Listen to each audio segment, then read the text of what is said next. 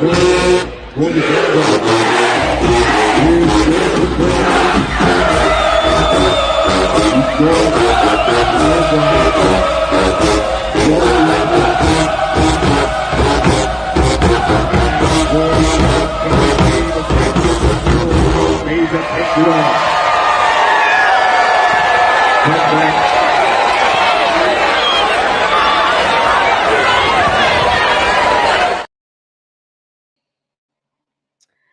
evening, good evening.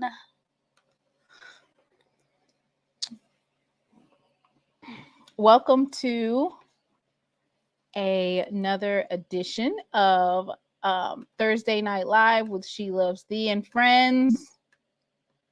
Thank everybody for coming in. If you wouldn't mind, just go ahead and hit the like button. Thank you guys so much for tuning in. I'm excited because tonight I am going to do a Jackson State versus FAMU, basically a matchup, right? We're going to match offensive line, defensive line. We're going to take a look at the quarterbacks. And we're going to break it down. And somebody asked for the betting odds for Florida A&M versus Jackson State. Let's go ahead and look. This one doesn't have a line on it.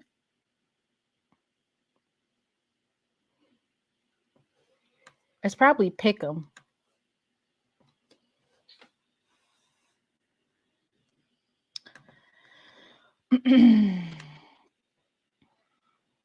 I don't have an odd for them right now. I think they're probably pick 'em though. Maybe Jackson State might have the slight edge.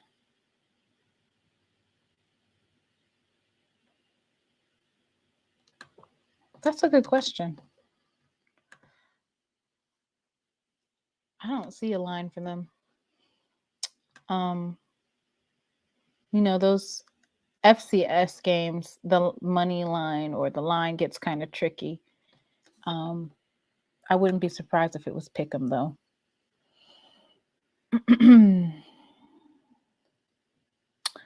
And so I'm excited, y'all. I did my slides. You know that I'm excited because I haven't done slides in a long time, right? I'd just be rocking. I might do a little graphic or whatever. But I actually did some slides to break down Jackson State versus FAMU.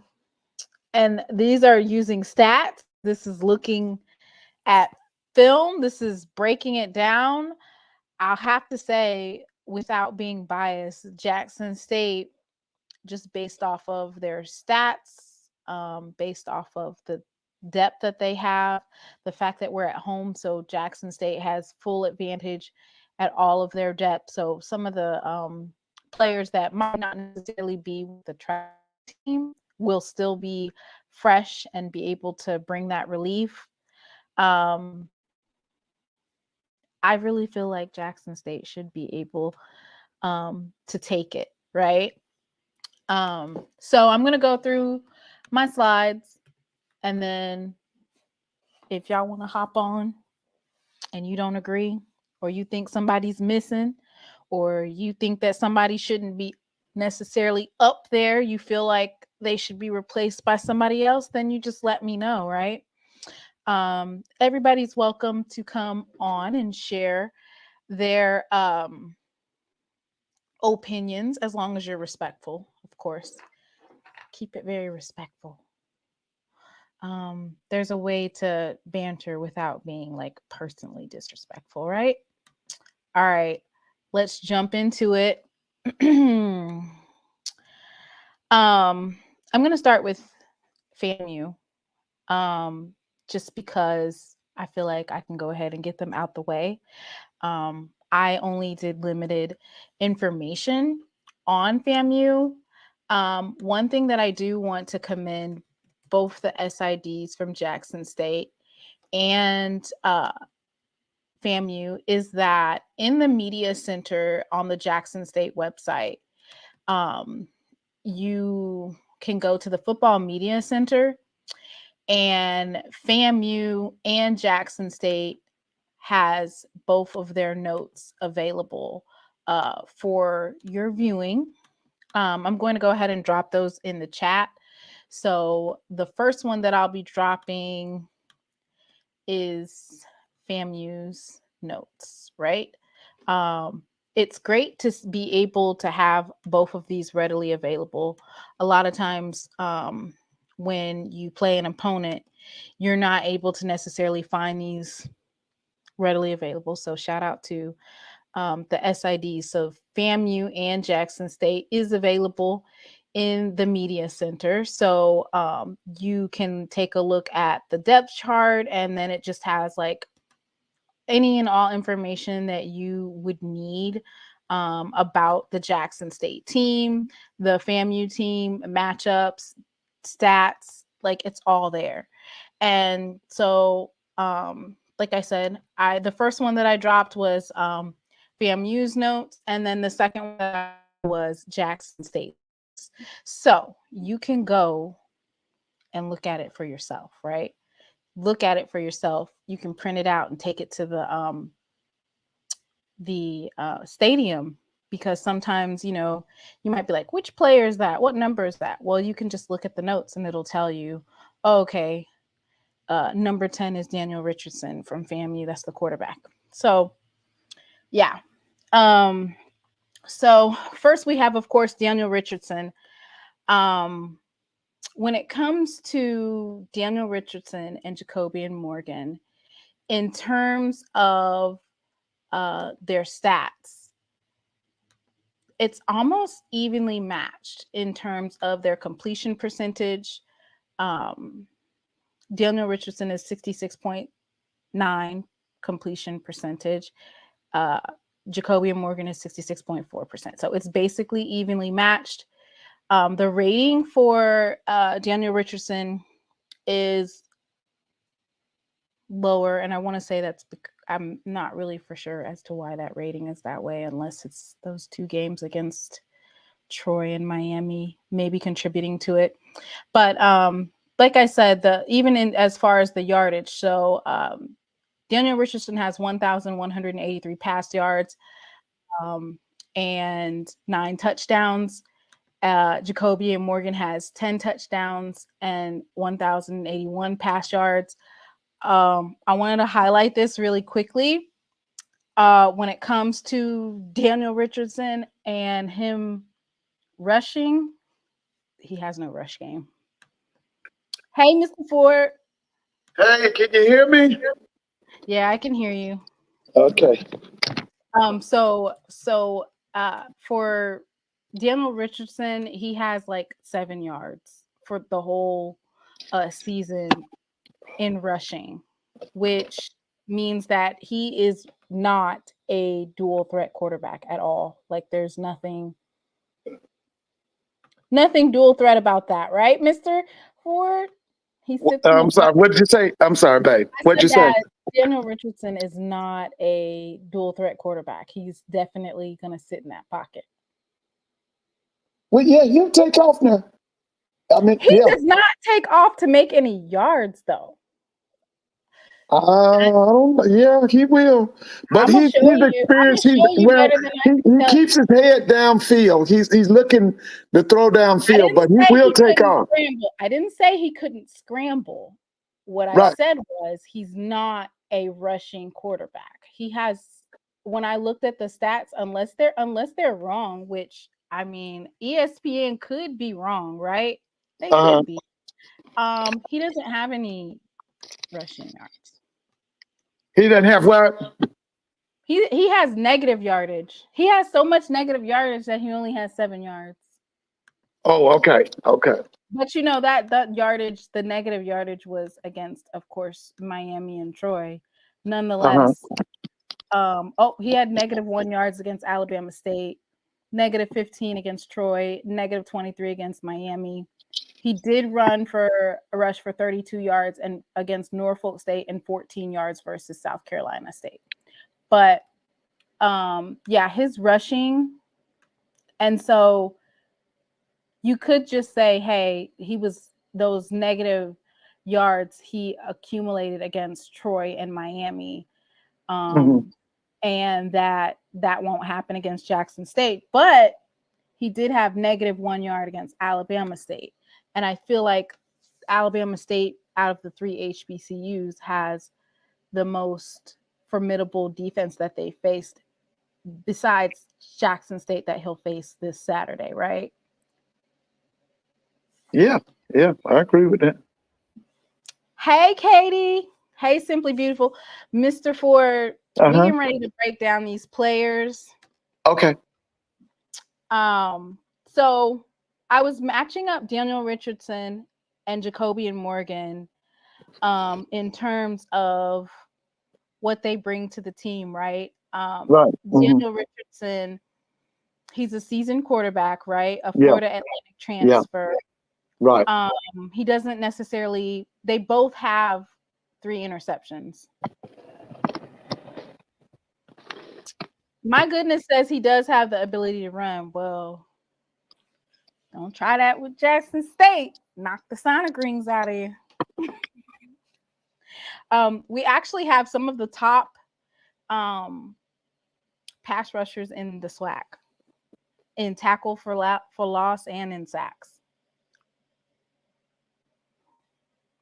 So I feel like, this is going to be a test for our defensive ends, right, and our linebackers, because you don't want to give a quarterback like Daniel Richardson time to sit in the pocket and throw the ball.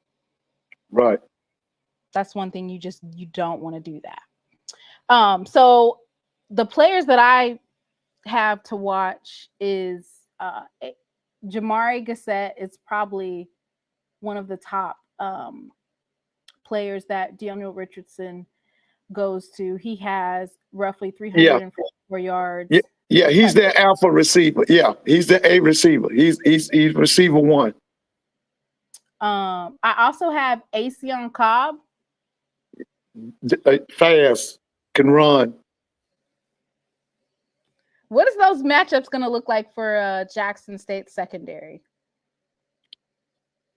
It's going to be determined by that defensive line. If that defensive line gets to Daniel Richardson, they won't have anything to worry about. But if they are not able to get to him, those are DBs going to have a problem, because them FAMU wide receivers are electrified. They don't get any attention. Really, they don't get a lot of play. But Cobb, that kid from Middle Tennessee State, and there's another kid. Is it Lee? Them kids, they fast. They can run. I don't have Lee on here. I have Jamari Gassett, 5'10", 170-pound wide receiver. Asion Cobb is 6'3", 195 pounds. He has 113 yards and 2 touchdowns. They really go to the tight end. And you know what? It's funny because we actually have our own tight ends, and we've seen them be utilized. But like you said, Mr. Ford, and we were talking about this in the group chat, I would definitely like to see 2 tight ends this weekend, right?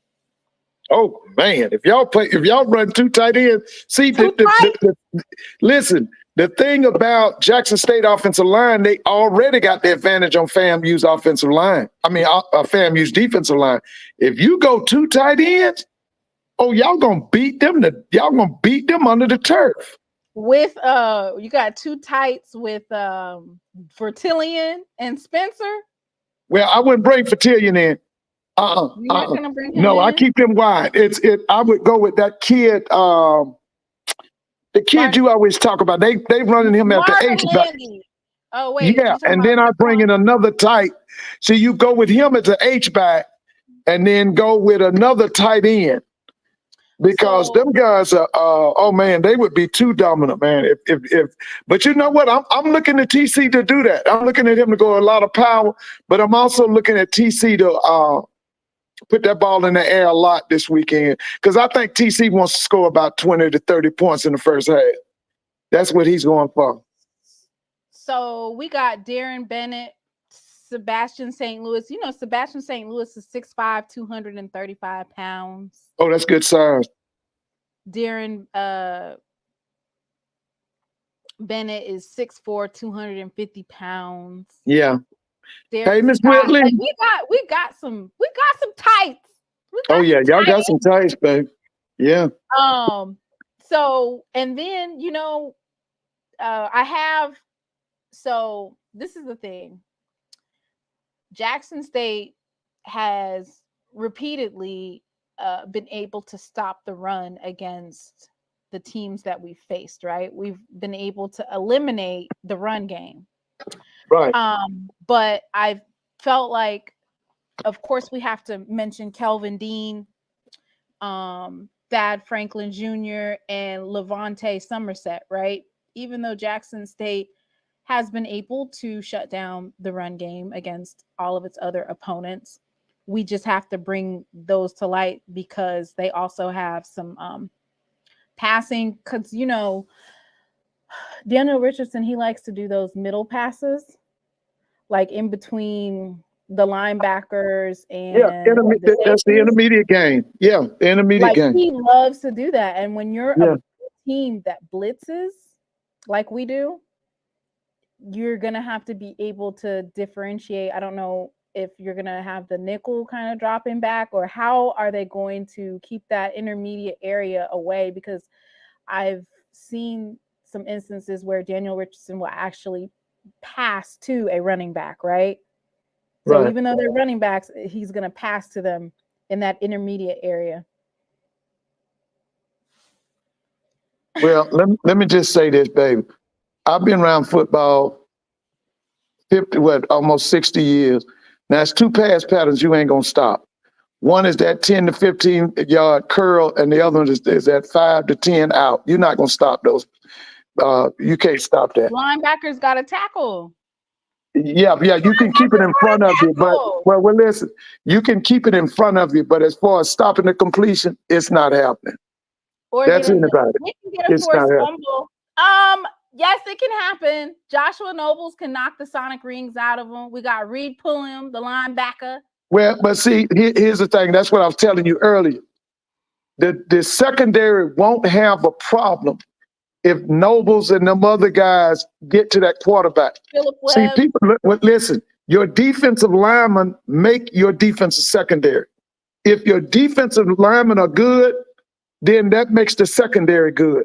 If your defensive linemen are not good and they don't get to the quarterback, that exposes the secondary. Because I'm telling you, most wide receivers, you can't stay with them no more than about 3 seconds. After them 3 seconds, it's over. It's over. So that defensive line, they've got to get to Richardson quickly. If they don't, I'm telling you, them wide receivers is going to burn them DBs. Oh, they're going to burn them.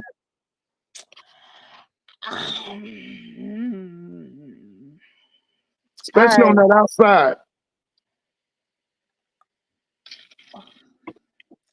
We're going to go over that, actually, because I have some stats from the SWAC office regarding the secondary. While Merlin is over here talking mess, he better go look at them SWAC stats at who's in the top 3 for passes defended. All right. So Jackson State's our team is so deep that it's kind of hard to pinpoint, or just, you know, I could go for days and name like 30 different offensive players, right? And I think that's the biggest difference between Jackson State and FAMU, and that is the depth of Jackson State. Right. I agree with you on that. That's why I say if FAM wins, it's an upset. Because with the fact that Jackson's at home and with that deep personnel, they got to get them. They got to get them. If you don't get them now, when you going to get them? They got to get them. So, of course, we have Jacobian Morgan and his 66.4 completion percentage, 1,081 pass yards, 10 touchdowns. Let's not forget that Jacobian Morgan also has some rushing. Yeah, he's a dual threat. No doubt about that. So he has 122 rush yards. And 3 rushing touchdowns. So he has technically a total of 13 touchdowns, right? 3 rushing, Right. 10 passing. And of course, the largest run that he had, it says it was against Texas Southern for 96 yards. Or no, yeah, 72 rushing yards. Yeah. Anyway, so I mean, out the gate, when you have a dual threat quarterback and you have similar completion percentages with the passing, already you're at an advantage, right? Right. And what is one thing that we all know, Mr. Ford, about FAMU's defensive line? With that soft in the middle. But listen, the good thing about Jacobian Morgan is he doesn't have to run if he doesn't want to, right? We have Irv Mulligan. We don't know if Ahmad Miller is returning, but there's Ahmad Miller, Amari Matthews, JD Martin, Travis Terrell. Yeah. But just, there's a lot of depth. Oh yeah. And No doubt about it. at the running back, right? And FAMU has not been able to necessarily stop the run against a plethora of teams. So why would that stop now? Unless they're going to pack the box, right? Right. Right. I think they would pack it though, right? If they got any sense, they would.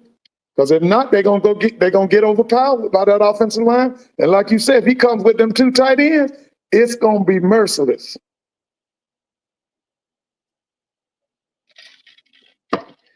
Because one of the best hires y'all made was bringing in that what's the offensive line coach's name?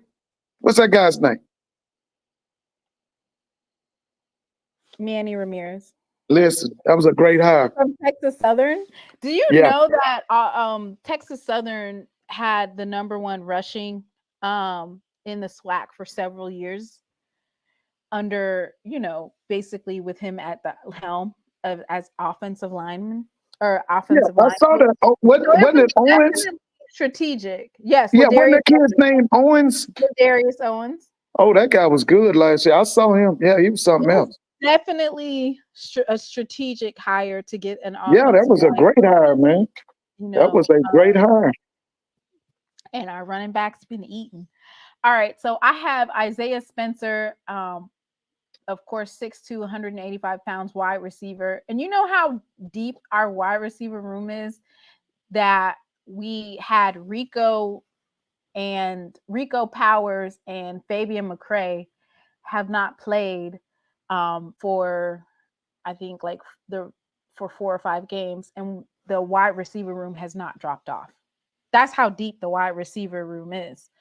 Yeah. Of course, Jonas Fortillion, 6'5", 220 pounds, 16 receptions for 323 yards, 5 touchdowns.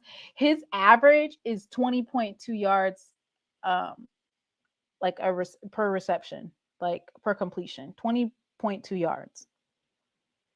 And then Irv Mulligan, of course, RB1, 5'10", 205 pounds, 258 yards for 3 touchdowns. He averages like 5.8 yards per carry. Just moving the sticks. He should be able to do between 7 and 8 against FAMU. Marvin Landy, Mr. Ford, of course, as we said. Yeah. Tight end. Travis Terrell, a true freshman, right? Oh yeah, he's electrifying. So I'm wondering if, strategically, after you see Travis Terrell run it to the house twice, do you eliminate the kick return or punt return? Do you eliminate that? Or do you just not punt it to him or kick it to him? But If you you're still smart, you have, don't punt it to him. I Now, mean, where's that Dupree kid? Is he still? Is he's he hurt? on there. Is he hurt? Janailin Dupree, not that I've heard of. You Because talking he's about? something else too. He's electrifying too.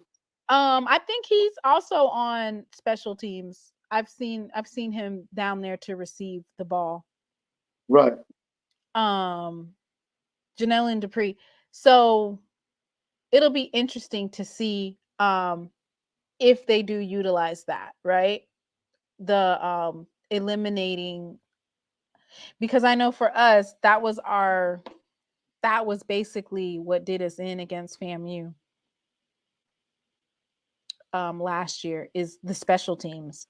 And we have a new head coach in charge for the special teams, Javancy Jones.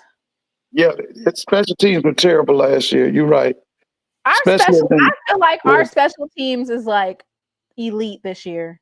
Yeah, We had the key players on the team. It was just maybe the directions and the coaching. We have we retained, outside of the wide receivers, we've retained our kicker and punter from last year. We retained our long snapper from last year. So I feel like it was more so about first of all, the tackling, right? That was atrocious last year on special teams. The kickoff, the tackling was terrible. And I feel like all of those issues has been addressed, and it's definitely but FAMU actually has a decent special teams themselves. I was looking at some of their players. Trey Wilholt, the punter and holder who transferred from Eastern Illinois. He is also on the punter of the year watch list. Yeah. They have a tradition. Willie Simmons started a tradition of bringing in great punters and kickers. He had one guy I thought sure was going to make the NFL. I can't remember his name. It's been about 3-4 years ago. But they had some good punters and kickers. And then Gassett returns kicks. Yeah, so he does. That's definitely one of those situations where you want to also, on Jackson State's end, you want to eliminate the ability for Gassett to return. Miss Shanetta said, don't remind us. Yep, we have all of our special teams. So I believe that, and Aaron Sanders said they have an old committee Lockhart, aka SRT, at punt return. So I believe that on FAMU and Jackson State side, they will try to limit or eliminate the ability for punt returns or kick returns by basically kicking it out of bounds or in the end zone or whatever they have to do to eliminate that. Yeah, probably be in the end zone. Okay. So you were speaking about our front seven, right? And I went to the SWAC website and I went to leaders on defense. And some of the top tacklers from Jackson State, of course, is Reed Pulliam. In 6 games, he's had 21 solo tackles, 18 assists, 23 yards, for a total of 39 yards, 6.5 average yards per game, 2.5 sacks. He is number 10 overall currently in the rankings for the amount of tackles. And then let's see. Joshua Nobles, 15 solo tackles, 16 assists for 52 yards. He has 5.5 sacks. Yeah. Does he still have that? Is he still playing with that cast on? I'm not sure, but he's number 2 in only behind. Oh, he's a player. He's behind Quan Thomas and Alabama State. Alabama State, he has 10.5 total tackles for loss. Joshua Nobles has 7.5. Yeah, he's a player. And sacks wise, he has 5.5 sacks. So, when we talk about a dark side defense, what do you think about that offensive line, Mr. Ford? Are they going to be able to hold up against Jackson State's defense? They got a lot of experience now. Like you said earlier, they're going to have to use their tight ends too. If they don't, they're going to get, because like, I'm going to be honest with you, it's going to be hard trying to block Nobles out on that end. Because I'm going to be honest, sometimes I don't think he can be blocked. Robert McDaniels is also, he's that McDaniels kid is good. That's a kid from Alcorn, right? Yeah, he has 2.5 total. He's good. I like him. Oh yeah, I like him. Isaias Guthrie has 2. Oh yeah. Reed Pulliam has 2.5 as well. So in the top 25, Jackson State has 1, 2, 3, like 4 players.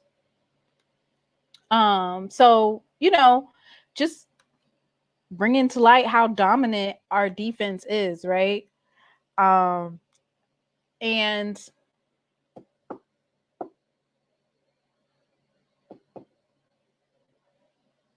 it says, to be fair, FAMU was able to move the ball on the number 1 defense in the SWAC. I would not underestimate their O-line too much. What do you think about that, Mr. Ford? Now, you're talking about FAMU's offensive line? Mm-hmm. They got a lot of experience. I don't think the offensive line is better than Alabama A&M's line. Who? FAMU. No, I disagree with that. I feel like you think that their line is better than Alabama A&M's? Oh, yeah. Yeah. Yeah. And I think they're better coached. Maybe better coached. Yeah, I think they're better coached. They don't have as big. They lost a couple of key pieces. Let me go ahead and read it to you. Well, now the main thing with FAMU is they play better when that lead kid is at the center. They've been playing that Ramos. I think his name is the kid who transferred from South Florida. They are better when that lead kid is at center. You talking about TJ Lee? Yeah, when he's at center, that's when they really on. But they've been playing him at guard, and I don't know if he's been hurt or what. I got to check him out. But they've been playing that Ramos kid at center, the kid from South Florida. Well, they had a bye week. They had a couple bye weeks, so he might be good. All right. Well, all right. So I want to shout out to JB. He is a defensive analyst in the making, right? And this is what he had to say about FAMU. He scouted the team. And I feel like he did a really good job of breaking it down.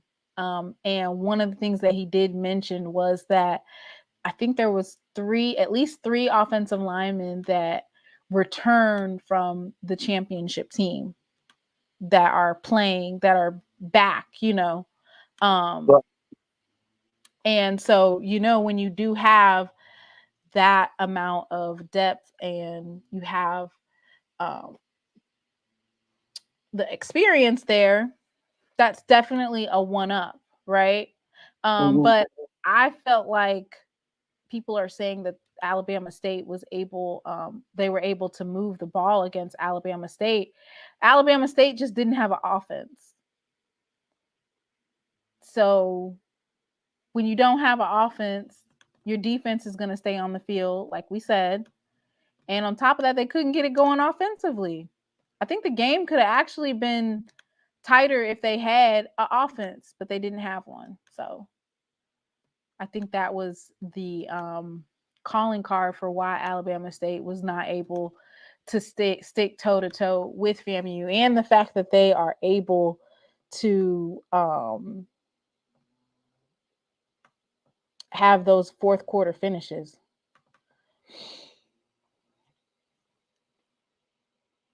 I feel like TC's practiced or had a remedy for those fourth quarter push outs, right? Okay, so they lost. So FAMU finished the 2023 season with 13 all SWAC selections. They lost 10 of those guys to either graduation or the transfer portal. So that was Jeremy Musa, Cameron Coven, Josh Reed, Marcus Riley, Anthony Dunn Jr., Gentle Hunt, Isaiah Major, Johnny Chaney Jr., Eric Smith, and Lovey Jenkins. Entering the 2024 season, FAMU had 7 players selected for 8 positions for preseason all SWAC honors. And those names are, let me see. Kendall Bowler these are the first team names. Kendall Bowler at DB, Cameron Gillis, he's a kicker, Deco Wilson, defensive back, and Ashton Grable, offensive lineman. Second team is, of course, Kelvin Dean at running back, Jamari Gassett at wide receiver, and Alan Smith Jr. at linebacker. So offensively, FAMU is ranked 8th in scoring offense, putting up 19 points per game. And you already know Jackson State minimum is what, Mr. Ford? Around 30 plus points per game. Mm-hmm. Right. They rank 6th in the SWAC in total offense, averaging 331 yards per game. FAMU hangs their hat on throwing the ball behind new quarterback Daniel Richardson with a solid offensive line. They currently average 238 yards passing a game, which is good for 4th in the SWAC. However, they average less than 100 rushing yards a game, which is good for 8th in the SWAC. Defensively, FAMU ranks 4th in SWAC in scoring defense, giving up 28.8 points per game. Dang. But they did play 2 FBS programs this season, Miami and Troy. So those numbers are kind of inflated.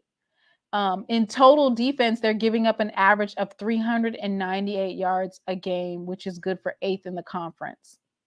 FAMU is very susceptible to the run, as their defense gives up 206 yards a game, which is 9th in the SWAC.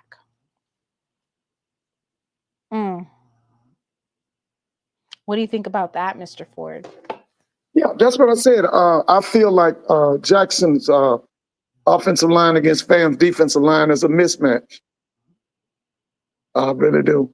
I think, like you said earlier, the best thing FAM is going to have to do is they're going to have to bring those DBs up. I'd play at least 7, 8 people in the box, because if not, they're going to run over them. And then, like you said, if TC comes with that 11 package with them 2 tight ends, it's over. It's over. Special teams play is pretty solid for FAMU. They rank 3rd in punt return, which is slightly ahead of number 4 JSU. They are 2nd in kickoffs and 1st in the SWAC in punting average. FAMU's punter, Trey Wilholt, leads the conference in punting average of 45 yards a punt. Their preseason all-SWAC kicker, Cameron Gillis, is 7 of 8 on field goals, which is ranked 2nd in the SWAC, just ahead of JSU's G-Baby. So, Gerardo Baeza. So, for the punting situation, it is, so we have at Gerardo Baeza is our kicker, and then we have Matt Knoll, of course, is our punter. So I feel like special teams, when it comes to our kicker and our punter, the holder, the long snapper. I feel like we're evenly matched. Yeah, both of y'all got outstanding specialists. They got outstanding specialists, and you do too. Yeah. It's definitely going to come down to which I have. Let me see. I have a special teams one. Let me see if I can pull it up. Boom. I feel like we're evenly matched for special teams. Yeah. I think so. we have the edge though, right? And that's just basically because we have been able to elevate our game by so much, right? In terms of special teams, in terms of tackling, pinning the ball in the red zone, having a healthy punter, Matt Knoll, with no issues. We're definitely so that's going to be something that the special teams is going to make or break this game, right? Because matchups, pinning the opposing team at their own in their own red zone and making them fight their way down the field, definitely going to be a matchup. FAMU has skated by all season. Y'all really can't believe you'll keep coming from behind late in games. Uh-oh. And you got Nugget on here tonight. Hey, brother Nugget, what you doing now? Are you getting ready for US? Nugget's gonna be at the game. Yeah, I'm saying, is he getting ready for Rocks League, or what's going on with him? What are you doing? He said, "You doing the game? I can cash app now, Lord. I'm trying to get down. I'm trying to go to Jackson my damn self. It's Braxton's daddy's weekend. I'm gonna know something by tomorrow, boy. I'm gonna know something by tomorrow." That's one of those games you want to see in person, Mr. Ford. Oh, listen, this is the biggest game in HBCU football. I know. I This got is what everybody, they've been talking about this game since last, spring? This is it. This is the game. I'm trying to see if somebody will show it. I can watch it on my phone because, I'll be at Clark's homecoming game. Because not you watching the game at Clark's homecoming. Yeah, I'll be watching if I can. If somebody streams it, and I can get it on my if I can get it on my phone, I'm gonna be watching it while I'm at the game. Because the game starts at 3:30. Clark starts at 1. So I gotta see. I don't know. What's up, Yeah, guys? this is the game they've been talking. We've talked about it all summer. We talked about it all spring. This is the game. This is the Super Bowl. Me too. Yeah. Hey, everybody. So stay tuned. Hey, Jay. Hey. What's up, Mr. Ford? Mr. Ford. Hey, how y'all doing, man? I'm good. I'm at work. I'm about ready to leave. Oh, okay. You gonna be at the game Saturday, right? Huh? You gonna be at the game Saturday? If the job don't be on that BS, I'll be there. Okay, all right. Yes. Okay, so let me get I'm back trying to get there. I'm trying to leave out tomorrow. Oh yeah. Well, hopefully I can see it on my phone. Maybe I can see it on my phone because I'll be at. I'm gonna mute myself, T. Yeah. Okay. Granny, and I'm hoping too. If all works out good like it should, let's just see how this goes. I gotta go to Charlotte to drop off my baby. All right. So I want to talk about the defense, Jackson State's defense, right? And these matchups, because I know you highlighted the what needs to be done in terms of the front seven, but interesting enough, when we look at passes defended, and I know a lot of people will have something to say, but when we look at passes defended, number one is KJ Chisholm of Jackson State. In 4 games, he has 6 pass breakups. And then number 3 is Kevrick Wiggins KJ Chisholm played in 4 games with 6 pass breakups. K1 had 6 games and he has 6 pass breakups, 1 interception. And that's that's in the top 5. And then you also have, of course, Robert McDaniel is in the top 20 as well. And Esaias Guthrie's is at number 12 in 6 games. He had 2 pass breakups and how many interceptions? 2 interceptions. 2 interceptions. Yeah. And you talk about that's McDaniel, right? Hmm? He also had 1.5 sacks too, if I'm not mistaken. McDaniel. A dog. A dog. He's all over the field.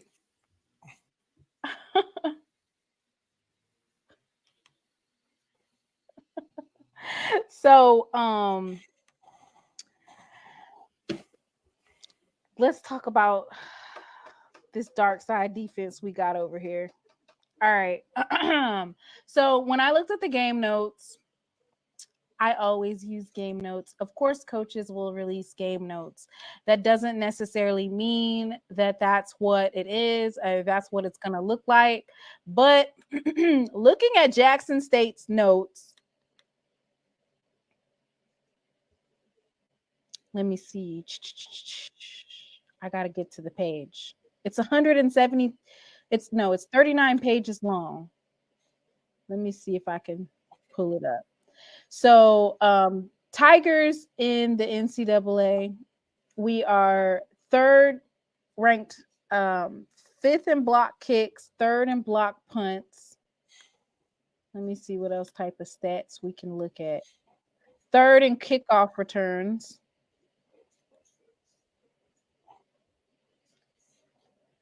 3rd in team tackles for loss. 5th in team passing efficiency. Those are just, some stats.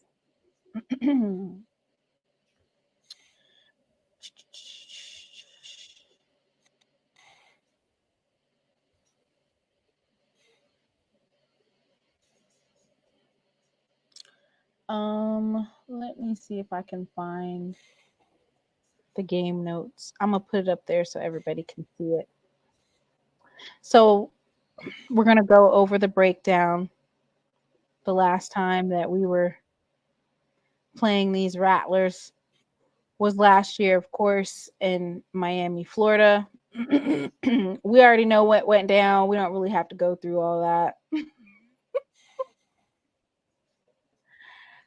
But right now, Jackson State, of course, is first in the SWAC East, 2-0 in the SWAC, 1-0 division, 4-2 overall. 2-0 home, 1-2 away. We're on a 2-game win streak. Florida A&M, of course, is 1-0 in conference play, and 3-2 overall. Right? Yeah, that's correct. I mean, I'm reading it straight from the paper. Let me see if the paper's up here. It's not. See, I don't even know what I'm looking at. So this is, of course, the game notes. I was going to the depth chart, which is located in the Jackson State Media Center. If you would like to look at it, it has all of the players and it has their stats in there. It's pretty cool, right? All right. So this is the week 8 depth chart. It does say that the projected starters are subject to change.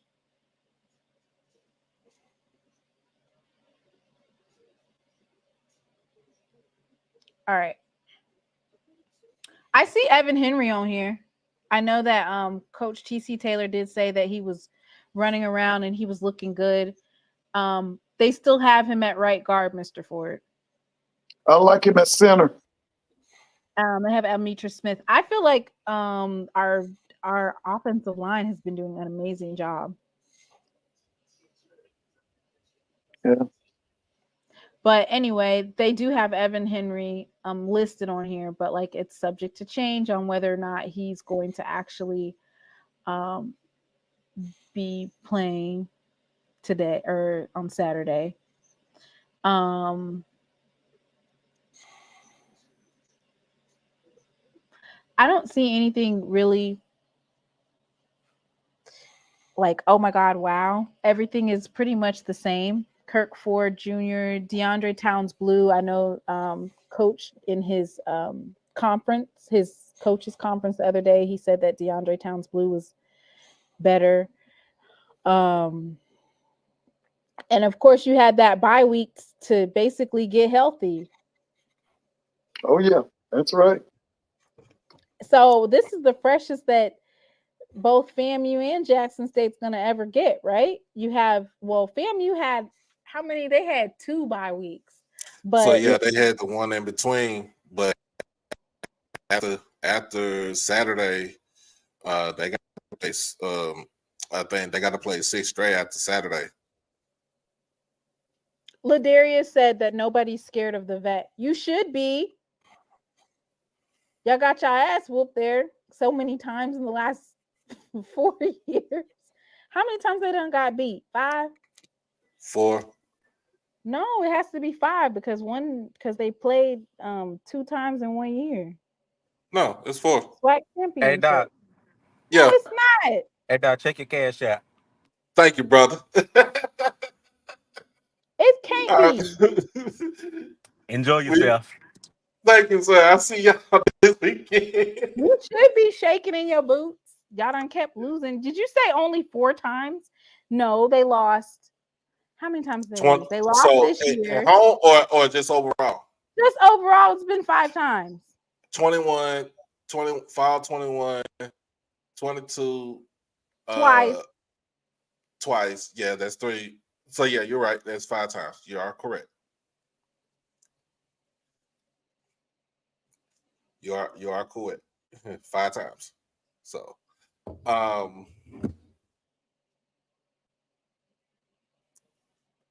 yeah. You got it. You got it. You got it. I'm so thought about when I keep forgetting 22. We did play out twice at home. So I thought you said you was taking a break. Driving all the way from Texas back and forth. Who? Co-pilot? I don't know why Sutton is in here talking mess because the only game that matters is the ass whooping that they took. Why are they bringing up other people? Don't bring up other people. You know it's Southern's homecoming this weekend. And they get ready to lose to Alcorn. Ain't it Alcorn? Yeah. Yep. That's the other big game.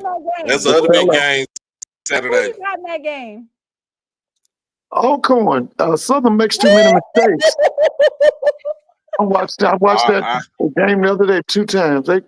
Their mistakes are self-inflicted. I got They're not well coached. Yeah, I got Alcorn in this one. Alcorn's defense is waking up. So wait, hold up. You said that they poorly coached. Yeah, they poorly coached. They make too many mistakes. They get stupid penalties. Just bonehead penalties. That is true because I think the last game that they had was they had 10 penalties in the game against Texas Southern. Listen, all them penalties represent bad coaching. That's bad coaching. When your team is filled with penalties, bad coaching. Are they letting Graves come back next year, Mr. Ford? That's what somebody asked in the chat. Yeah, they'll let Graves come back, but I don't think they're gonna let what's his name, Mark Frederick, be the offensive coordinator, and I don't think they're gonna let that big guy be the offensive line coach.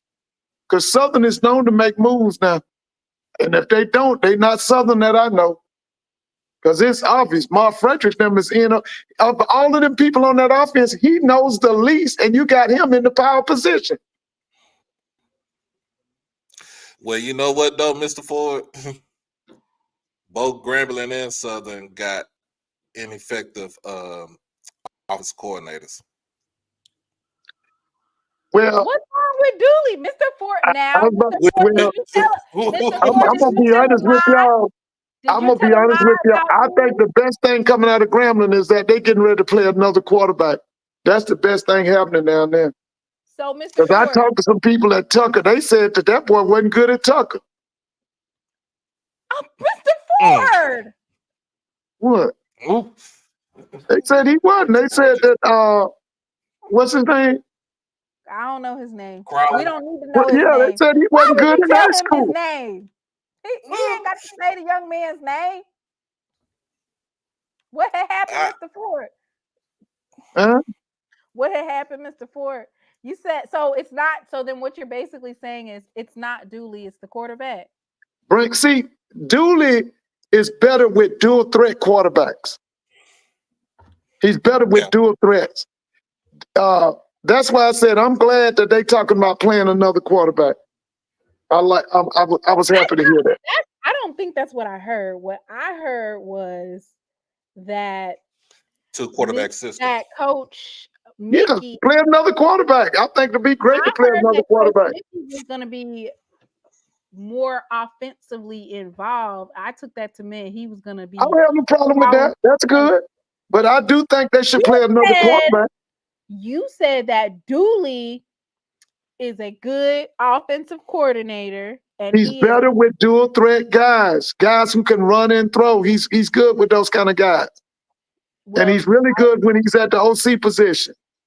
All right, we're gonna see, because otherwise we're gonna end up calling you a liar, Mr. Ford. If Dooley don't open up, if Dooley don't open up that playbook. Oh, and it's Grambling's homecoming this weekend too. You said when you hear somebody say, when you hear Coach Joseph say that this is a big game right here against Pine Bluff. Oh, Pine Bluff's gonna come in there. Pine Bluff is what's that guy? That guy's doing a great job. Tony Hall, or what's it? That guy's doing a good job. Oh yeah, offensive coordinator. Oh, he's gonna be. He's got a chip on his shoulder. He coming in there with a chip on his shoulder. That's what I'm saying. That's gonna be a good game. All right, back to this Jackson State defense. All right, I need to remove this thing off here. All right. Who you got, Mr. Ford, on the ends, on the edges? For who now? For Jackson State. I told you I really like this. What the kid name from Illinois? Oh. No, the other kid. Where's that class? Is his name Nobles? Yeah, Joshua Nobles. Oh, that kid is outstanding, man. That kid is outstanding. Listen. Jeremiah Williams, Tyus Martin. Yeah. But the one that stands out is that Nobles. That Nobles is something else. Oh, Ashton Taylor? Oh, no. True Thompson, that's his name. Yeah, that's a kid from Georgia. True he went to Florida State. Jeremiah Williams, Philip Webb, Joshua Nobles, Ashton Taylor, Reed Pullen. That's the middle linebacker. Yeah, I like when he puts him in a position to attack the line when he comes with 6 and 7 rushers. That's when Jackson's really dominant. I like when he lines them up and brings 5, 6, 7 people on the pass rush. Jackson's really good. They're really good. Why do y'all be asking me questions in the chat? Like I know where certain players are. Where's Kobe Paul? If they injured, is he injured? He's injured, right? Yeah, he's injured. He's to be decided at this point. Hey, Edwin Moore, aren't you a Jaguar? He a Jaguar. Well, let me ask you, Edwin Moore, are y'all going next year, after what we've seen this year, you gonna let Mark Frederick stay as your offense coordinator? You gonna let that guy stay as your offensive line coach? Let's see what Edwin Moore got to say. He a Jaguar. He said he's a Jaguar to the day. Yeah, I understand that. I'm saying about Mark Frederick. Are you going to keep him as your offense coordinator? Or are you going to keep that same guy as your offensive line coach? That's what I want to know. Because I keep telling y'all, Yeah, it might be a good game for a half, but Southern's gonna self-destruct. They're gonna self-destruct. They make all these errors, and it's not forced errors, it's unforced errors. Thank you, Mr. Green. You got all them, Southern gonna have all them penalties, and I keep telling you that's bad coaching, and it's primarily on that offense. Mr. Ford, why is you going off on Sudden like that? You need to be worried No, about. listen, you know why I'm going off? Because I watched the Southern and Texas Southern game 2.5 times, and I'm Why telling are you, you watching the game so many times? You 'cause trying to I figure out do the that. errors? That's what I do. That's what I do. But Okay, I'm so just telling you. so you went and scouted them, and what did you see? Yeah, coach. I just told you. They listen. They have so many unforced errors. They make boneheaded play. Let me tell you something. That the kid at quarterback, the one from New York, Mr. Biden. Biden. He'll make a throw. No, he'll make 2 throws, and you'll be looking at him like he going to NFL, and then he'll come back and do something just as stupid, something that don't make no sense. Is that and that's Okay, play and he's call, not the right? only one. Hey, I'm going back to work. I'll move up the stage. Okay, Jay. All right, everybody. Mr. Ford, so basically what you're saying is that Southern has some self-inflicted mistakes that they need to They're not correct. organized. They're not organized. Now the defense is the best thing they got going for them. Their They said defense is the best Brissett thing. need to pick not Biden. Yeah, but still, but listen. You Merlin. got no. Listen, you got the person who knows the least about offense coordination running the offense. Okay, they make too many unforced errors. Okay, too many penalties. Mm-hmm. It's too many. And I'm trying to tell you, you're not going to beat Cedric Thomas like that. Because one thing about Cedric Thomas, his defense going to play. And now I'm telling you, the kid from Texas, the quarterback, he has bailed them out. After I saw Gremlin, didn't Gremlin lose to who did they lose to? They lost Alcorn. They lost to Prairie View. Yeah. After they beat us in week 3. I mean, when they yeah. had Alcorn up at the top in the beginning of the season, I was like, why would they have Alcorn up top? But it's literally Alcorn up top right now. I mean, it'll probably stay that way because listen, unless they change the way they playing, Southern's not going to beat Alcorn. Southern's not going. Southern's is better coached. They're better coached. Right now, I'm gonna be honest with you. Cedric got it more together than Terrence does, and I'm a fan of Terrence. I like Terrence, but right now, hey, you got to give it to Cedric, man. Cedric's good. Blue says, "In Coach Fred we trust," and he ain't talking about McNair.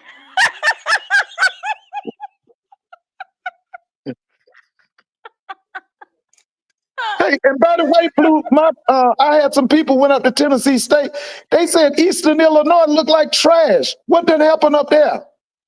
They said Eastern Illinois looked like trash. I watched that game earlier today, and they look horrible. Yeah, because the people were saying, they knew that Tony Romo came from there, Jimmy Garoppolo came from there, the guy that was used to be the coach, Sean Payton. So they was looking, and they said they look like trash. So what has happened at Eastern Illinois?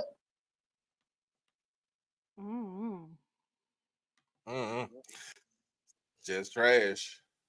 Yeah, they said they look bad. They're gonna wreck somebody else's homecoming this Saturday. You think they gonna beat them?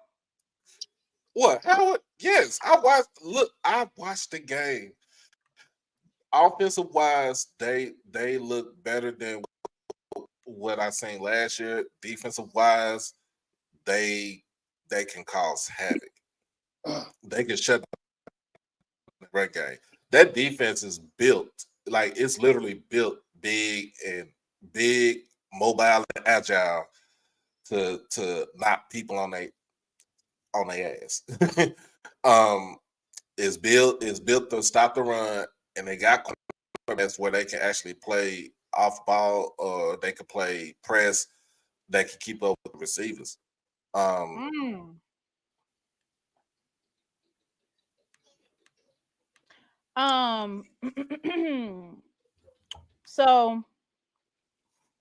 I want to talk about the defensive line for FAMU, right?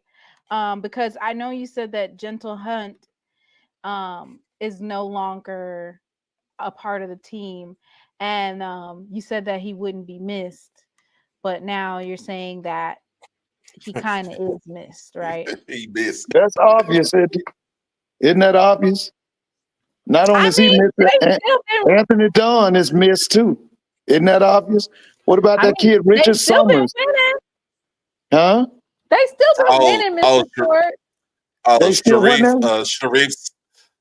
They still been winning. Sharif, yeah, but that ain't got nothing to do with that defensive line. That defensive line is giving up a lot. Like I said, I think they're going to get embarrassed this weekend. I think Jackson, and like I said, if he comes with that 2 tight end, with that 11 personnel, with 7 offensive linemen, they're going to be in trouble. They're going to be in trouble.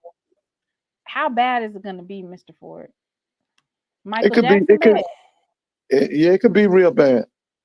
Because if they can't, because see, even with the 5, I don't think they can match up with them.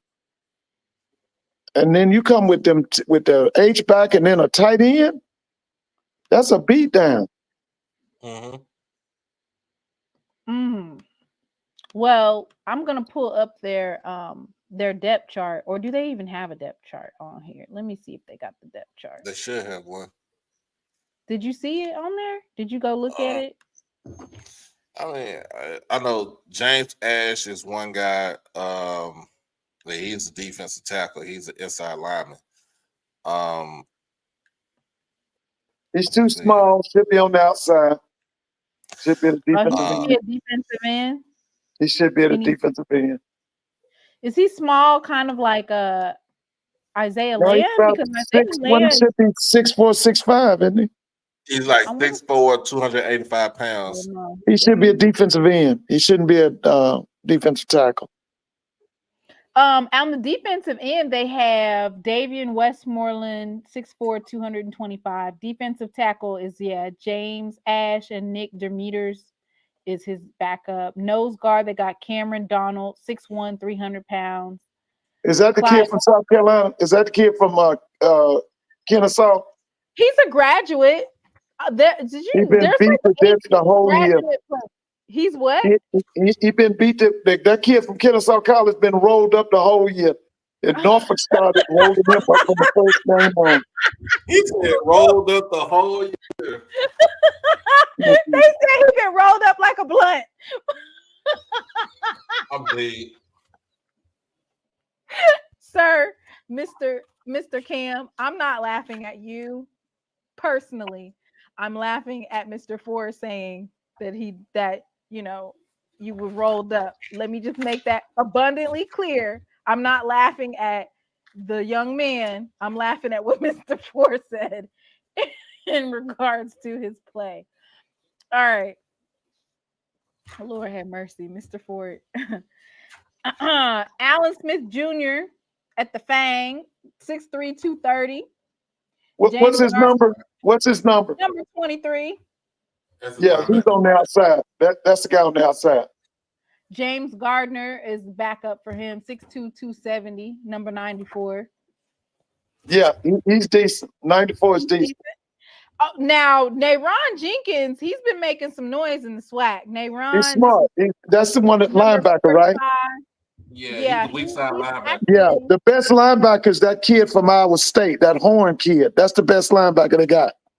So Nayron Jenkins actually is one of the top. Let me see where his name is. I saw his name. Okay, so Deco Wilson is played in Deco Wilson's a player. 5 games, he has had 18 solo tackles, 14 assists for 11 yards for a total of 32 yards. He averages 6.4, and he has 1 sack. So Deco is number 12, is in at number 12 in the SWAC. And then coming in at number 13 is Nayron Jenkins. In 5 games, he's had 16 solo tackles, 16 assists for 8 yards. He's a headed player. And he's had 2 total sacks. Yeah, he's a headed player. He knows the defense. He knows, how to make sure that everybody's in the right position. But I'm telling you, the playmaker on that defense is number 5, that Horn kid. Eric Horn. Eric He's Horn. the one that 6'2", 225. Yeah, he's the playmaker. Pressure, if they bring pressure from the linebacker position, Yeah, he's the one that's going to be doing the blitzing. Yeah. See, he would be so much better if General Hunt and Summers and all them was up front. He would be so much better, that Horn kid. But see, them guys, like I told you, that kid from Kennesaw State and that other kid, they too small. See, your defensive tackles have got to demand double team. Man, them guys been getting blocked the whole year by individuals. Mm-hmm. Especially that kid from from Kennesaw State.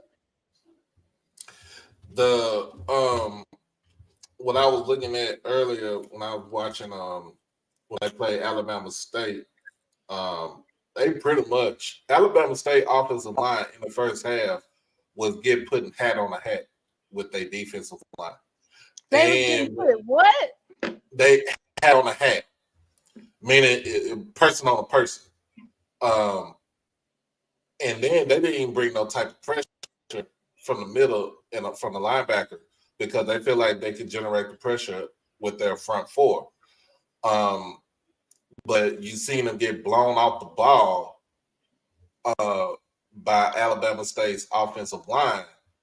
And the only thing they did, to me, they made the adjustments in the second half where they pretty much limited Alabama State. I forgot how many yards rushing, and they basically made them like one-dimensional as far as trying to pass the ball. They couldn't pass the ball worth the crap against them.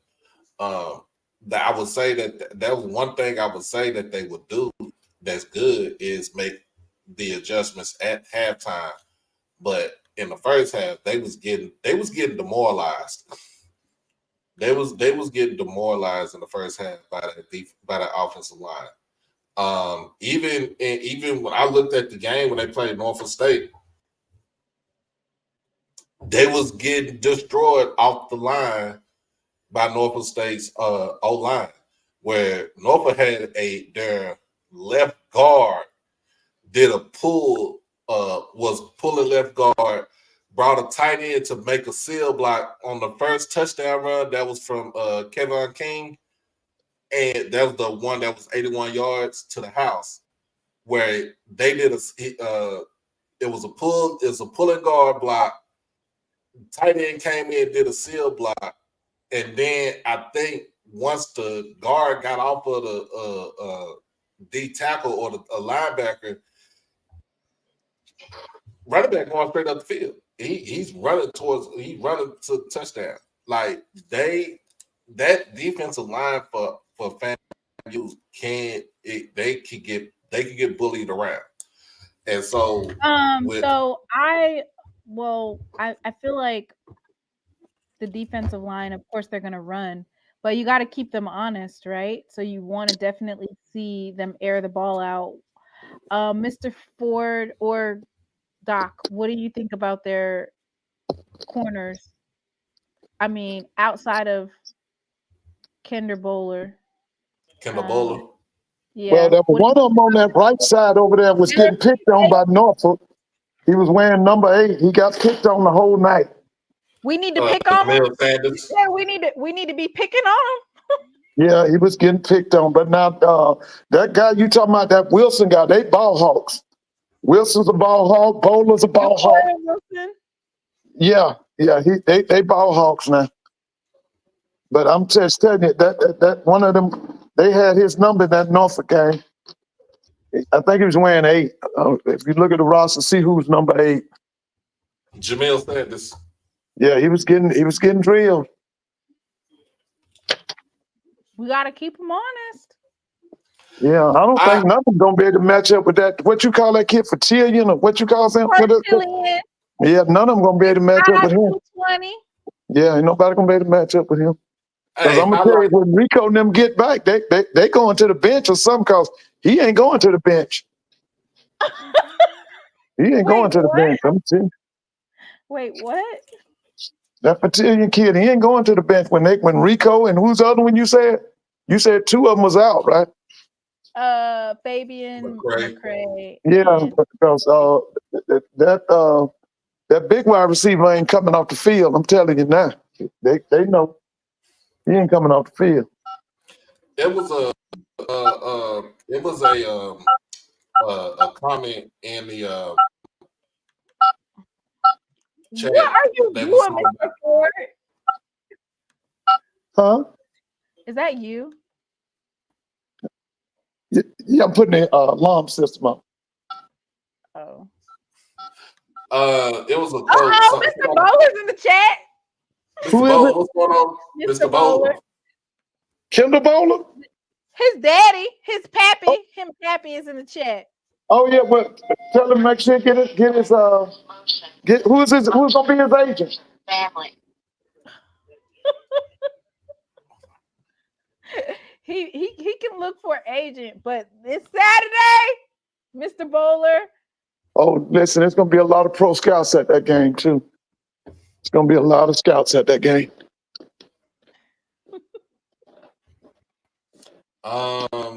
Somebody said he said he's always lurking. He said we working on it. Mr. Bowler, he a cool dude, man. Yeah, he's a good player. Somebody said, what does FAMU do when offenses get into the red zone? I mean, when you get into the red zone, regardless, you're gonna shrink up the field. The field is gonna be shrunk. Let's look up the question. The question is Joe Henry gonna open up that playbook in the first half? Because he spends a lot of time, instead of trying to get points, he spends a lot of time trying to run the ball. Because he gonna have to open up that playbook. Or he opens up the playbook usually in the second half. He's going to have to do that in the first half. If he don't, they're gonna have some problems. It's strategic, Mr. Ford. He runs the ball. They try to wear down the defense, and then they push through the third and fourth quarter. And I'm not gonna lie, that type of has worked, right? And then to our point, Jackson State has had some wear and tear in that fourth quarter. Like they've been exhausted. But my whole thing, but my whole thing is, what can you do to run? You got to be able to run the ball effectively. My question is, when FAMU gets into the red zone, let's say they get first. Let's say they down at the 5-yard line. You gonna be in the shotgun to pass the ball, or you gonna try to run the ball? Because last time I checked, you don't have a rushing touchdown as a team. They don't have a rushing touchdown? 0. That can't be right. No, that's right. They don't even have a rushing touchdown against South Carolina State or Norfolk. Nope. There's no way. All the touchdown passes. Even the game that when they played Alabama State 2 weeks ago, they said it was the first rushing touchdown, but it was in the game, but it was actually a shovel pass. So they called that up. They took that rushing touchdown. They said it was a passing touchdown. Let me see where we are in red zone. That's crazy. Like real, bro. When you're like you said, they are. How many yards they average on the season right now? 93 yards per average on the ground. You can't run the ball. I'm put it just like this. And if FAMU folks say I'm lying, I'm lying.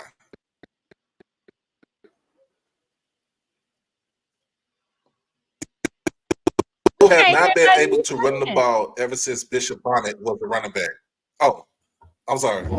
You have not been able to run the ball since Bishop Bonnet was the running back at FAMU. Wait a minute, Doc. They had Jennings now. Jennings ran that ball with they had another kid named Yant that was a transfer from Nebraska. They wasn't bad.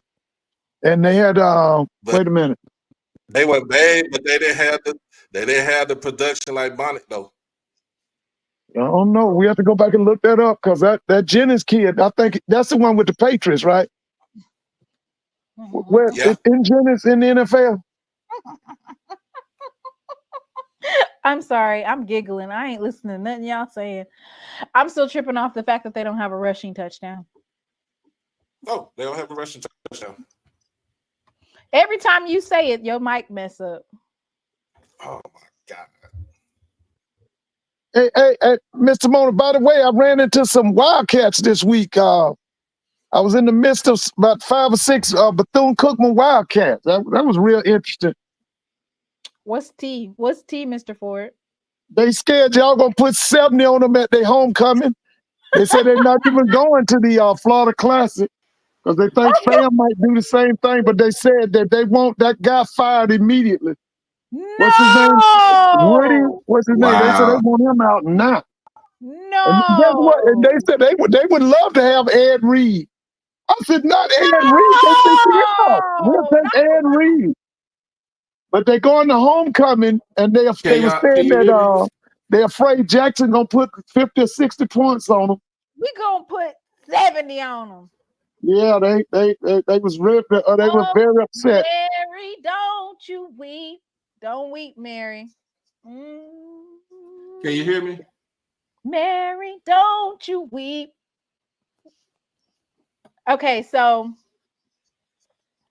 somebody in the chat said that's cap, Mr. Ford. They don't want to fire him. I mean, yeah, they probably keep him another year, but the ones I was with this week ready for him to go now. Why now? Right. Yeah, they're ready for him to go. And he let Clark come down there and beat him. Clark's a really good team, right? Yeah, but still, you in the SWAC, you supposed to be Division 1A, not 1A, you're FCS. And you let Clark come down there and beat you. Mm-hmm. They ain't liking that now. Not the fans. The fans ain't liking it at all. Alabama State's head coach lost to Miles, and their team lost to Miles last year. They'll be all right. That guy's good. Was it Sam Shade? Sam Shade. Man, Sam Shade, I'd love for him to come to the SWAC. That's ridiculous. That's ridiculous that there's smoke around Woody. Yeah. That crew I met up this week, baby. They threw with Woody. They threw with him. Somebody calls them the mild cats. Uh-oh. So can we talk about Jackson State secondary versus FAMU's wide receivers? Ooh. I feel like I was looking at the wide receivers and I was like, this can't be all of the wide receivers on the website. There must have been some people missing. Is that FAMU or who? Yeah, on the FAMU's wide receivers. I was like, they got some wideouts now. Do they have them? Where they at? Yeah, I've seen them. Where you see them at? I've seen them several times. That, like I said, Gassett is their number one wide receiver. Of course, we know Gassett. They got him everywhere. So we got. Yeah, they do. They run him all over the field. But them other kids can play too now. It's that one kid from UCF. They got another kid from Middle Tennessee State. That kid can play. They got a kid from FSU that should be like a redshirt freshman, about 6'4". Kalani Norris is the one from Middle Tennessee. He can play. Cobb. Hey, Okay, here, Cobb. let's go. Yeah, Here, Cobb let's can go play. to wide receivers. Huh? I feel like, I feel like there's going to be a lot of this weekend in the wide receivers, FAMU's wide receivers. No. All right. Jamari Gassett. This is one of those matchups where you're gonna have to turn around and look to see where the ball is at and go for the ball. Well, the way you got to stop FAMU's wide receivers is you got to pressure Richardson. We You got to don't keep need him on his no back. If you don't Lord. keep him on his back, you're gonna have a problem. I done seen a couple times Daniel Richardson going towards his back and he still made the throw. I'm just telling you, that's what you got to do to him. You can't let him stand up and roll out and all of that. You got to come get him. Because I'm gonna tell you right now, you'll see this weekend, FAMU's wide receivers are electric now. They bring something to the What's table. their names? Who are they? Tell me their names. You just called out one of them, that Gassett. Okay, so Jamari Gassett, they also got him that Cobb kid. Special teams. Jalen Ward is 6'1", 200-pound wide receiver from Middle Tennessee State. He can play. I'm telling you, that kid can play. Marquez Bell is a wide receiver, 6 foot, 180 pounds from Old Dominion. You already said Adrian Cobb from Orlando, Florida. He's from Florida, Atlanta. He's from the Cobb can play. As, Daniel Richardson. And they got two of them tight ends are pretty good pass catchers. One of them came from Florida State, and one of them came from Colorado State. Goldie Lawrence is a wide receiver. That's the kid I'm talking about. Goldie Lawrence. That kid came from FSU. He's a wide receiver. Yeah, he's from FSU. Okay. Jacoby Dilworth is wide receiver, 6 foot, 180. Quan Lee, 5'11", 175. Quan Lee can play. Jordan Edwards, 6 foot, 195 pounds. Brooks Hickman, 5'10", 185. Jalen Howard, 5'9", 170. Robert Lockhart. That's the kid from Atlanta. It's not. Oh, yes, it is. He's supposed to go to Jackson State. Yeah, he was. He's from. He's either from Langston. He's from Langston Hughes. He's a track guy. I could have sworn he was in Mississippi. He's a track guy. He was in Mississippi first, right? He might have been. I know he was a track guy. I don't know. Somebody put this random question. This is just a sidetrack. Random question. Should Mississippi Valley move down to D2? Okay, no. So here's the thing that I have to say. When is the last time that Alabama State has won a SWAC championship? Charlie Cohen them. Tavares Jackson them. What year was that? Was that in the 90s? No, Tavares Jackson was in the 2000s, mid 2000s.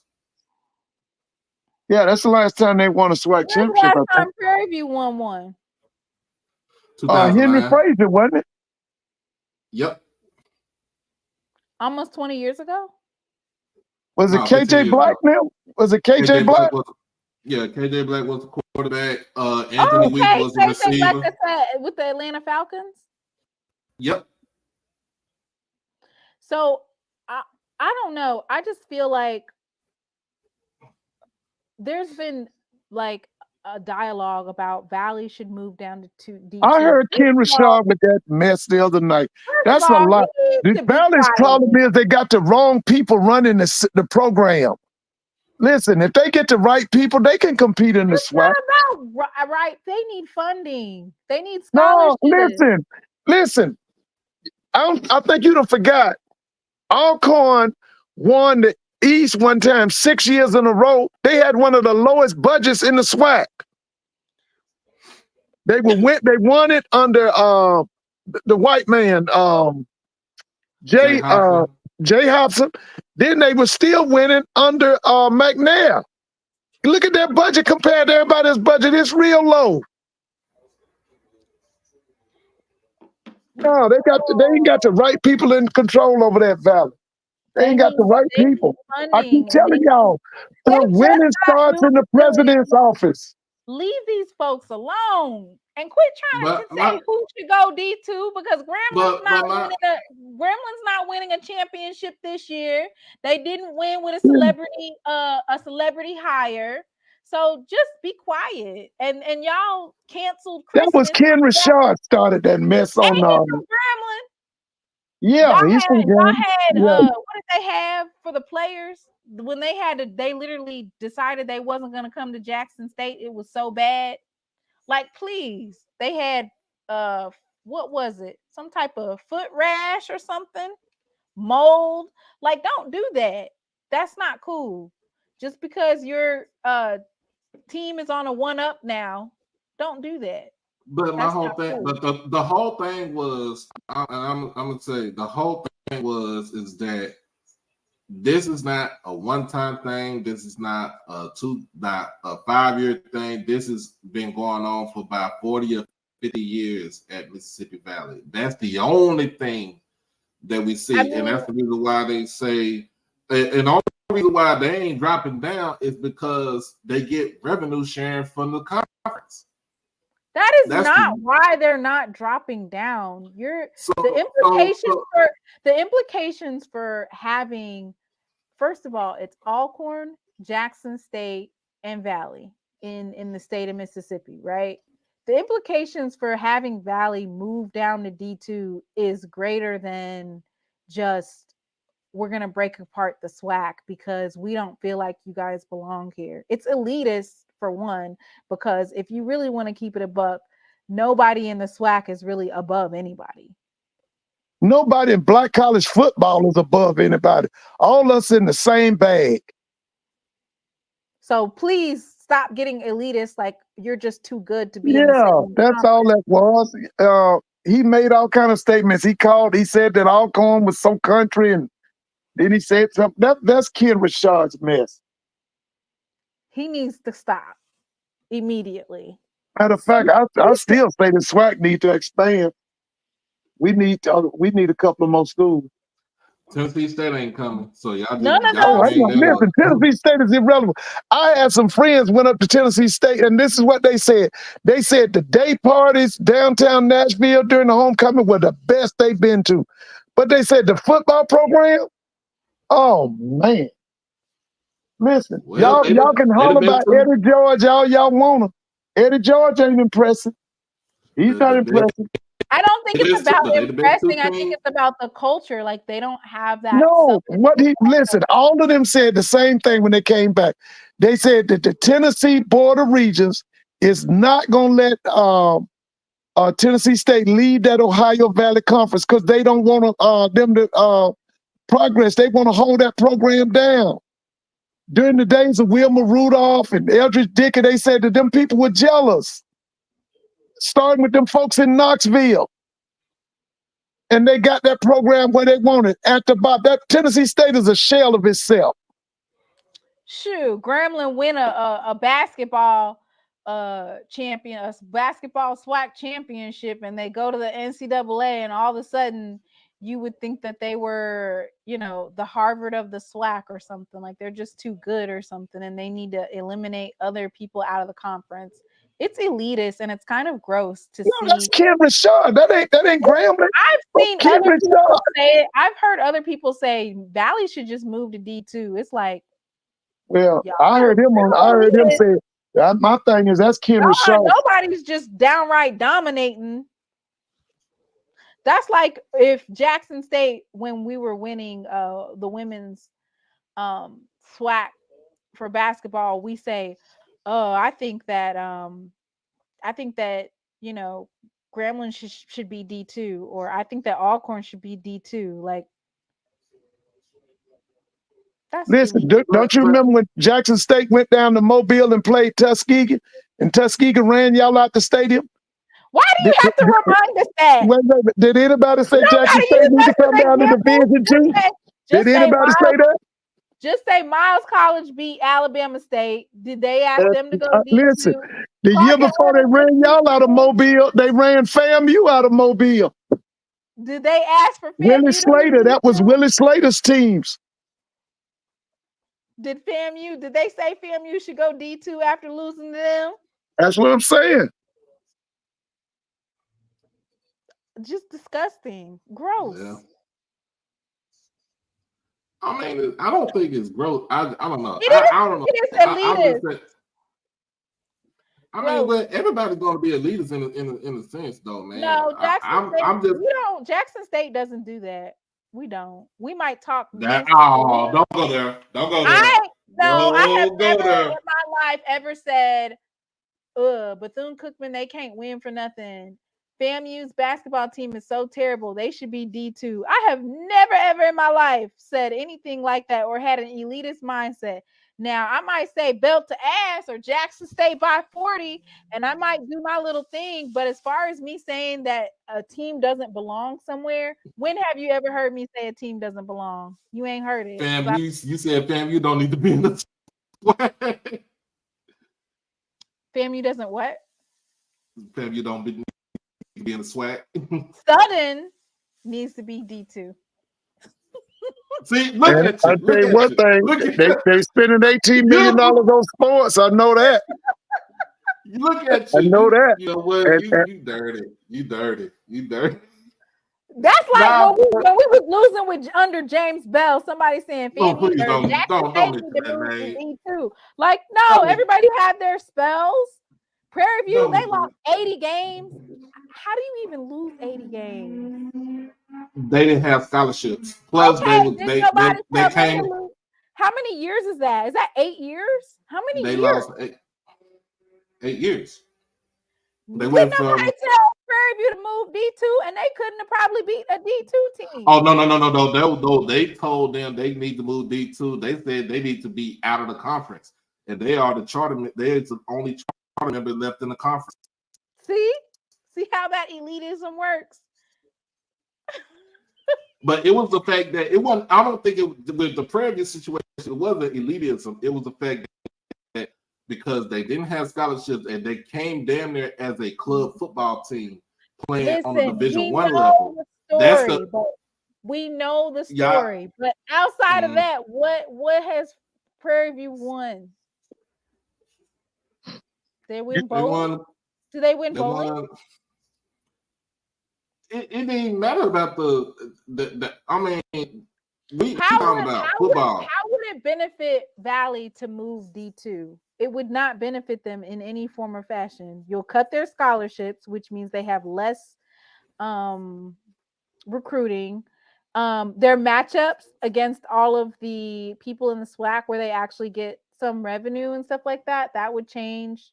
It does not bode well for Valley to do that. They just got their new facilities.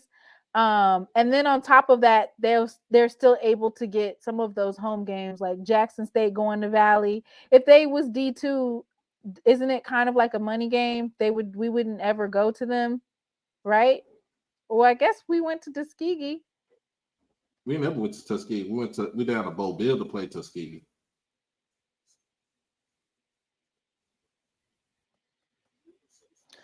It's just really disgusting. What school does Calvin go to? Because I'm not trying to be funny, but I could name some other schools and ask how they benefit the SWAC attendance-wise. But we're not. What Luke said. Stop sending the money. You need to get the money back to Valley and stop sending it to Delta State. I mean, I could. If we talking numbers, are we talking attendance? Because if we're doing that, there's a couple of other teams that they lack attendance, and obviously, Tennessee State would not be an upgrade attendance-wise. They don't even attend their own home games. That's right. That's what I was told this week. Y'all can't have an argument about Tennessee State. They said they had a high school crowd in that was it Nippon or Nippon Stadium? They had 7,000. They had 7,000 for homecoming.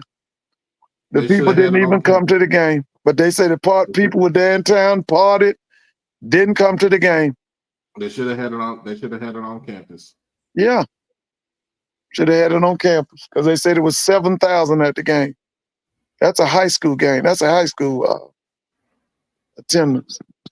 Yeah. I go to high school games right now. They got 12, 13,000 people at them games. What game you going to got 12,000 people? You never heard of Carrollton? You never heard of you have never heard of Langston Hughes? You never heard of Grayson? They play in front of 10, 15,000. Just here in Texas, you got Allen High School. Just leave Valley alone. Leave them alone. Leave them alone. They're fine where they're at. Lord. They said Tennessee State doesn't have home games. They have get-togethers. That's about right. They have kickbacks. And you know what? Everybody has fled the OVC in the Big South, and I still don't think they're going to win it. All the big teams are gone. I think they will. I think they have a they have a better chance winning the OVC.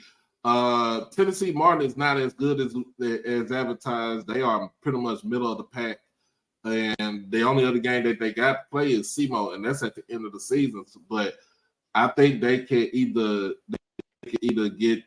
win the conference or they could get an at-large bid in the playoff. We'll see. Oh Lord, who cares about the playoffs? Nobody. They get ready to play Howard. You said that Tennessee State can beat Howard? I think they'll beat Howard. You think they'll beat Howard? Mm-hmm. I think they could beat Howard. What I watched on film earlier, they have a chance to go up there to DC and beat them on their home field. Dang! What happened to Howard that quick? Nothing happened to Howard that quick. Howard just had that the MEAC got that 7-game non-conference schedule before they start their conference season up. Well, Trey got better.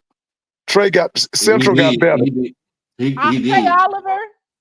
Yeah, Trey got better, and you got to don't forget now that that guy came to South Carolina State too. Eric Phoenix and Shennis Berry. Shennis Berry brought that program to South Carolina State, so the MEAC got better.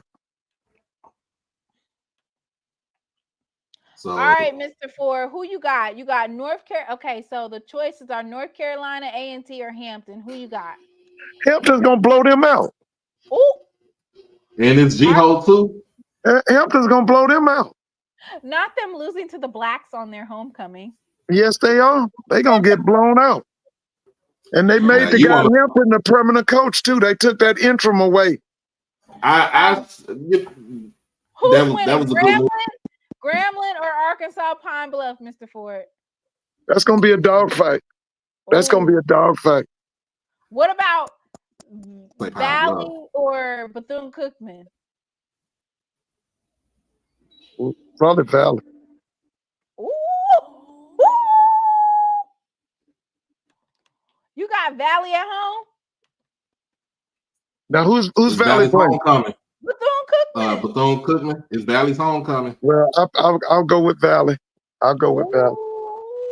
Jackson State or FAMU? I told you I got Jackson State. If FAM wins, that's an upset. All corner Southern.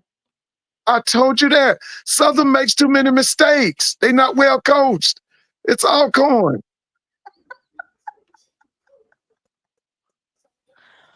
Oh my goodness. Oh. Too many these homecoming games. Y'all gotta schedule better homecoming games so y'all can at least win the homecoming game. Who wants to lose their homecoming game? These two games, that Southern homecoming and Jackson and FAM, that's going to determine who's going to be in that SWAC championship game.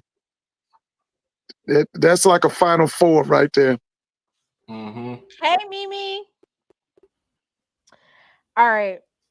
So yeah, we come to the final. We talked, about everything. We pretty much covered it. You said that FAMU's offensive line is not a slouch. So No. this offensive line and defensive line matchup, it's going to come down to the defensive ends and applying pressure to that offensive line, getting to the quarterback. Yeah, that kid Nova's got to have a big game. He's got to come with it. Philip Webb too. Make sure when he grabbed he be grabbing him, but boy, he got to keep him from grabbing the shoulder, the collar. I got Jackson State by 40. Y'all drop y'all predictions in the chat. I got at first I said I'm gonna go 34-21 Jackson State, but them people on OG Strike Zone kind of got me riled up. So I switched up and I said Jackson State. I said 35, but I'm gonna go 42-14. Damn. Just because they got me riled up. They must was talking big mess. They tried to. They tried to talk big mess, but you know, me and Charles Bishop held it over. Me and Charles Bishop held it down. You know. Ooh, 31-28 down to a field goal. Oh my goodness, they got field goal victories in here, Mr. Ford. Yeah, I can see that score right there. That's what I'm thinking. I think it's going to be a barn burner, but I think Jackson pulls it out. I was wanting us to be dominant, like belt to ass, like 59-3 type of energy. Leave no doubt, leave no room for error. And by the way, I was talking to some people. They said that Shadur could take over in the Carolina Panthers right now, and he could also take over with the New York Giants. They say the quarterback rooms at all them teams is awful. And I was told that he could go to Carolina and start tomorrow. First of all, his daddy is not letting him go from a bad offensive line at Colorado to even worse offensive line for the Panthers. The Panthers offensive line is atrocious. You thought he was getting killed at the college level. He does not need to be playing against grown-ass men in the NFL. No. No, I heard word. So Mr. Green, he might make his way to Vegas. Oh wow, yeah, I think he's been doing a lot of. So Mr. Green, he says 28-17 the Rattlers. He thinks that the Rattlers are going to win by 11 points. And Mr. Tillery, why is you playing on my channel? FAMU 38, Juice City Tigers 24. Hold on now. Tried to invite you to Mona, but I hear you have an attitude now. You didn't hear who you hear that from? You probably heard it from somebody who giving out bad information. I never have an attitude. I've just went on like 2 or 3 people's shows in the last month. So don't believe everything you hear. Believe none of what you hear and only half of what you see. Smart guy Ray, Tigers 38. Ask Mr. Edwin Moore is the homecoming game a sellout down there at Southern. Ask who? Edwin Moore, isn't he a Jaguar? Yeah, he's a Jaguar. Yeah, I'm asking, is that game a sellout between them and Alcorn? Is that a sellout? Yeah, I think they did say it was sold out. Miss Tyra Lynn says, can you speak on the undefeated Johnson C. Smith? Oh yeah, Coach Flowers, they doing a great job up there. Yeah, you know what? He might find his way to the MEAC or the SWAC. He's pretty good with that wide open offense. Mr. Marcus, I think he might come to the SWAC. Mr. Marcus, he's good. That guy Flowers is good. We saw him at Fort Valley. He left Fort Valley and went back to Johnson C. Smith. You know what? He could be in the hunt for that sub. If what's the name don't go get him an offense coordinator. Why are you trying to get him, man? Listen, you just cleared You just cleared Southern out last Terrence, season. listen, man, I told y'all, Terrence should have went and got, went to that coaches convention and got him an offensive and defensive coordinator, primarily offense coordinator. He dropped the ball with that Mark Fredericks. He dropped the ball. I got blocked from the OG and strike zone. Lori blocked me, so how would I have known? Hey, y'all heard from Dr. Lori lately? No, she blocked me from ONG strike zone. Mm. She did in the chat. She blocked me. He might take Maynard job, Lord. FAMU spaces don't block. I'm tell you one thing. Maynard gonna win that Magic City Classic. Y'all can bet on that. Oh yeah, He gonna win that. I can see it coming now. Hey, it's next weekend. When is it? It's next weekend. It's next week. Hey, don't be surprised if Maynard win. Hey, I'm riding with Maynard.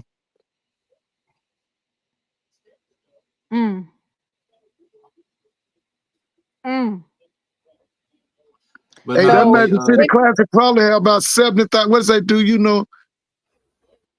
I think that last year they had like 70,000 last year. Wait a minute. Wait a minute. Edwin Moore said, Mr. Ford, do you see how much worse PV is? Not their offense. No. I think they better without him.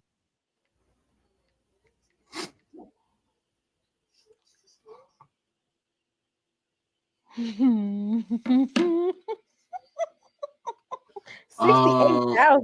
Jay White, y'all finally gonna win a big game. That Magic City Classic. Yeah, they're gonna win that Magic City. They're gonna win that. Look for Langford to be he'll be the offensive MVP of that, baby. Because that Langford kid is on right now. What if do you think he's gonna start Langford? I hope so. If he wants to win. He's gonna keep starting Langford because they won. Oh well, of course they played Bethune-Cookman, but they won. But you see how better the offense flows with him in the game. 700. What, didn't they have 700 yards of offense? Yep, 300 on the ground too. Listen, I'm rolling with Maynard. I'm rolling with Maynard. 700 yards of offense. He had about 10 different wide receivers. He threw to 10 different players. 331 yards on the ground too. God. That's Eagling. And that other back. See, TC would never, I'm not gonna say he would never, but I feel like he would just like after we put up like 40 or he's pull back the play, let's run the clock. But they was running the clock though. They was running the clock and he didn't play the fourth quarter, did he? He didn't play the fourth quarter. He didn't play. Oh my God. That's how dominant the game was. Is it Clark Atlanta homecoming this weekend, Mr. Ford? Yeah, I'll be there. Yeah, my ticket was $100. Mr. Ford, why you don't like Southern? No, I love Southern. I don't like how they I got a problem with the offensive line. I got a problem with all the mistakes they make on offense. I got a problem with the play calling. No, I like Southern now. I've always have. I used to listen. When I was a student at Grambling, we would come to Jackson and we would go down to Baton Rouge. Oh, and we'd also go to Montgomery. I love those trips. How did y'all get there? I had a car. I was a grad student. Somebody, Mr. Tillery said AD Banks needs to go. Amen. You just spoke the truth because he the one destroyed that football program. Amen. Hey, you just spoke the truth. That's all. That's 85% of Southern folks saying that man need to go. He just got offended. They wasn't saying nothing when they was in the SWAC championship. Come on now. Yeah, but that was Dawson Odoms. He the one showed Dawson the door. That was Dawson Odoms.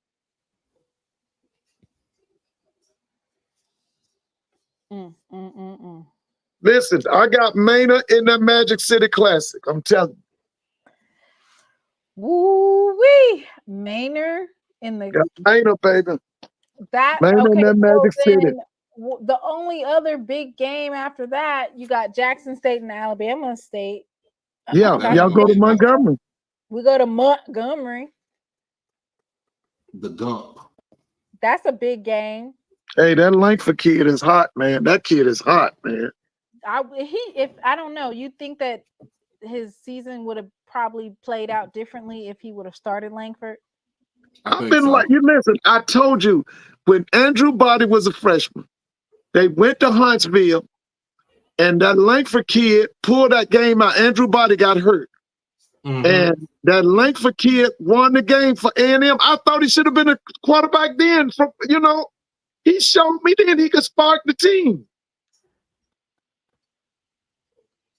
Well, anyway, listen, I got Langford for MVP of that Magic City Classic next week. Ooh. That kid is hot, man. How about to say Bayshul Tootin, the running back that used to be at A&T, Mr. Ford. Yeah, I saw him tonight. Had 266 yards and 3 touchdowns on 18 carries. While we were talking, he broke one for about 68 or 62 or something. I saw him. Yeah, I saw him. A dog. Yeah, he's good as advertised. I'm just wondering how long who do you guys think should win the Heisman? Before we get off of here, because we've been on here for a few hours. It's got to be Cam Ward. It's Cam Ward, isn't it? The guy playing. Y'all not going for Travis Hunter? No. Let me tell you who might win the Heisman. Please do not say that running back. Please do not. You talking about that boy from Boise? Remember, the Heisman Trophy is a quarterback. The Heisman Trophy is usually a quarterback trophy. Yeah, but that's the press. Listen, it's how far that guy Cam Ward goes. I'm telling you right now.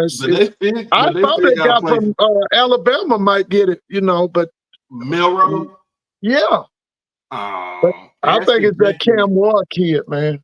I think it's Genty. Genty is on pace to break Barry Sanders' single season rushing record in college.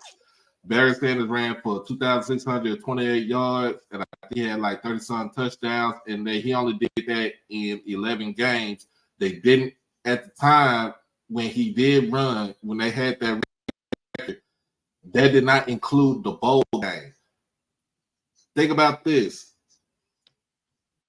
Ashton Genty in 3 games did not even finish the 3 games. They took him out of halftime because they were beating the brakes off of him. And he still had over 100 yards. He's got 126 carries. Hell, do they even have it? I can't believe that Blue is not pulling for his boy Cam Ward. You've been blowing him up the last 3 years. Now you're going to turn against him? Oh, call him out. Blue been hollering Cam Ward for the last 3 years.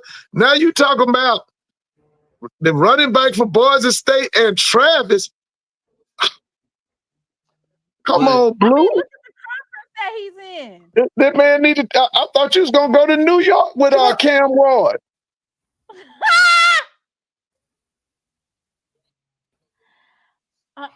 Okay, so Ashton Genty, he must be the only running back on the team. Like when you're splitting carries with somebody, then of course he has 126 carries. Let Irv Mulligan get 126 carries and see where he's at. He's got 126 carries, 1,248 yards, 17 touchdowns. He averages 9.9 a game, 9.9 per carry. I mean, damn, shit. If I can carry it, can I carry the ball 126 times and see where I'm at? Look at the games. So look at the games this season where he only had let's say 100-something yards, but that was in the first half. They took him out in the second half. What conference is Boise State in? Is that considered Power 4? That's what I'm saying. They're in the Mount West Conference. Where is he at? So is that considered Power 4? Is that considered primetime football? For them, they consider that for them they consider No, primetime it's not football, but considered. they No, it's but not they are considered they are in primetime. the group of 5. Utah State, Hawaii Warriors, Washington State Cougars, Portland State Vikings. They was close with Oregon. They only lost by 3. 37-34. Yeah, Boise State of Oregon is a rivalry game. He had 192 yards that game. Damn, 25 carries for 192 yards and 3 touchdowns in the Oregon versus Boise State game. I mean, I don't know. Let me run it that many damn times. 126 carries. Hell, I mean, do they even 5-1. What's their quarterback looking like? If he's doing 126 carries, what does their quarterback look like? He's a game manager. He got 1,200 yards passing and 12 touchdowns and two interceptions. He's only been sacked 4 times.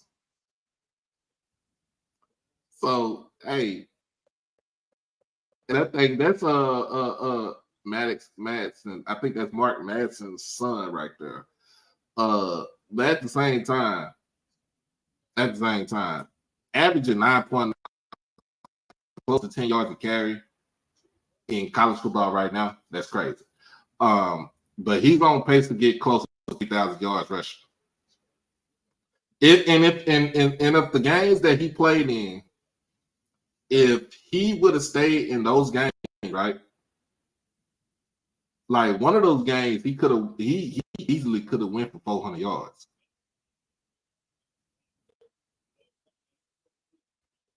Like for real, averaging 10 yards a carry in college football is insane. Well, let me ask y'all this, and I got to go. How could you pick Miles Crawley over Noah Biden and Jacobian Morgan as a preseason offensive player of the year? How could you do that? How could you do it? Same way that you have Alabama State as winning the East. So the people they must be blind.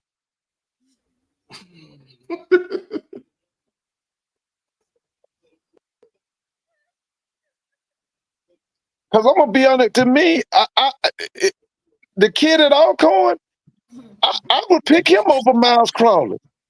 You talking about Why Xavier? is you saying? I think it's Miles Crawley. I think it's his offensive line.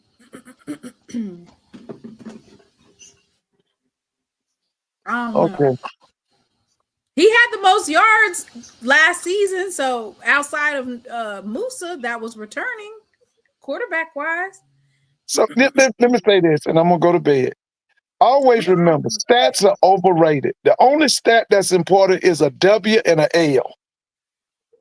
Right. You said that we got pimp slapped by Gremlin, and they ain't win nothing else. Yeah. Who getting pimp slapped this weekend? A&T getting pimp slapped this weekend. Yeah, they getting pimp slapped. Yeah. Hey, Southern getting pimp slapped this weekend. Southern getting pimp slapped this weekend. Fort Valley getting pimp slapped this weekend. Yeah, yes they are. And is Miles gonna get pimp slapped by Clark Atlanta this weekend? That's gonna be a burn. Listen, that's gonna be a big time game. And guess who else getting pimp slapped this weekend? FAMU.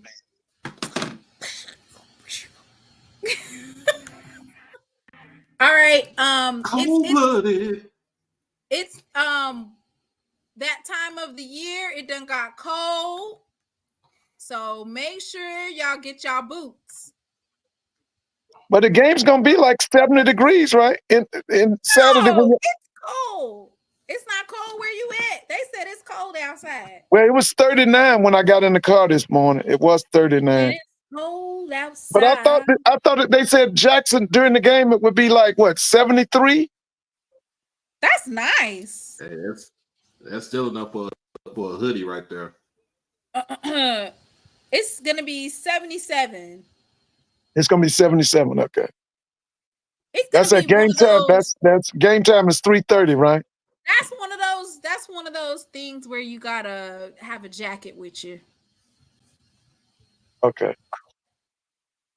What Mr. Moore, what's the degrees gonna be when y'all play at 7 o'clock, right? Oh, it's gonna be cold. Alcorn and Southern play at 7. Yep. Yeah, we played at 2:30, 3:30 p.m. Eastern. So 3:30. Are they What on time is your game? ESPN Plus? No, It's we're Southern. on ESPN. Yeah, they're on ESPN. No, I'm Plus. saying Southern and Alcorn. Are Oh they? yeah, ESPN Plus. Okay, all right, okay. I can't believe they put North Dakota State's game at the 6:30 slot. Don't nobody want to see them. But Is it they North didn't Dakota or is it South listen. Dakota? They are a perennial Is it South powerhouse. Dakota Yeah, State? somebody want to They see playing them. South Nobody Dakota wants State. to, and don't nobody want to watch them. Ain't nobody Yeah, care. yeah. Ain't nobody Somebody want care. to. They playing South Dakota State. Yeah, That's prime time. Oh, that's prime time for them. That's Yeah. prime time. we're prime How time. many FCS championships has North Dakota won? And 9. don't nobody care. Yeah, yeah. It's like rinse. How bad did they beat Tennessee State? 52-3. Belt to ass. Okay. And do you Dog know? walker. Do you know they're trying to have Tennessee State? Mind you, they got their ass handed to them by North Dakota State. Bad. Jackson State put up 15 points versus ULM, and ULM has been beating everybody in their conference by with a lot. With a Right? subpar offense. They're trying to have defense. Tennessee State ranked above Jackson State in these rankings. And Well, they can't see them. Tennessee State lost to Tennessee Tech in their own conference. And I think they're gonna lose to Tennessee Martin in their own conference. I beg to differ. Didn't I UT got Martin you. win last year? Yeah, they won but they only won by 10 though. We didn't say we was beating North Dakota State, but we ain't getting our ass beat like that. Unless you're saying North Dakota State is better than ULM. Is North Dakota State better than ULM? Yes, they are. Well, listen, they saying right now, the coach at ULM and the coach at Jacksonville State will be the coach at UAB next year. That's Rich Wait. Rodriguez and what's that guy's name at ULM? Is it Vincent? Brian Vincent. Steal him. He just got there. Yeah. They Brian said that UAB is looking at either Rich Rodriguez or the guy at What happened ULM. to Trent Dilfer? What's wrong with Trent Dilfer? Oh, they fell apart. Everybody been beat like you talking about felt the ass. Trash. They've been getting beat 50 and 60 to nothing every week. That experiment is over. What about Florida State's coach? Hey, Blue, what you got to say about that? You hear that, Blue? Yeah, Blue, what you got to say about Trent Dilfer?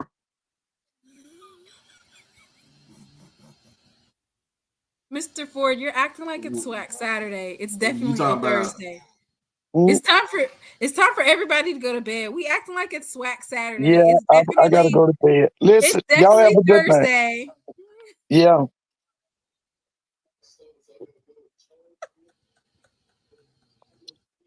Bye, Miss Whitley. Oh Lord. Let me show you. I have a picture before we leave of FAMU's defense. What's up with the boots? You sponsoring boots? There we now? go. Oh snap! No, I was.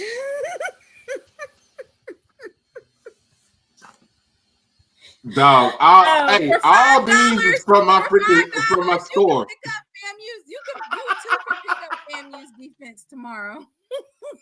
Their defensive line. Yo, I sell all these at my job. Seriously.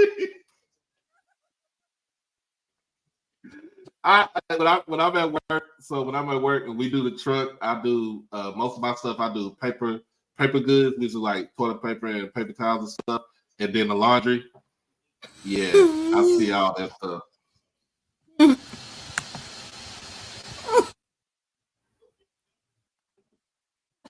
Stop clowning before they. Oh Lord, let me stop clowning, y'all.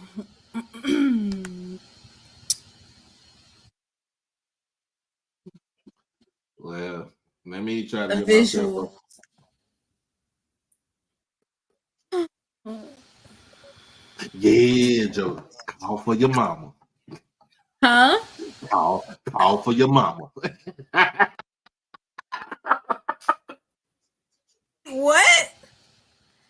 Oh, You Lord. ain't seen baby boy. He put him in the chokehold. Yeah, call for your mama. Avon skin so soft. Quality chemicals so soft fabric. Let me stop. We got the good doctor in the building. All I know is JSU will put belt to ass on FAMU on Saturday. We're gonna be saying that's my mission.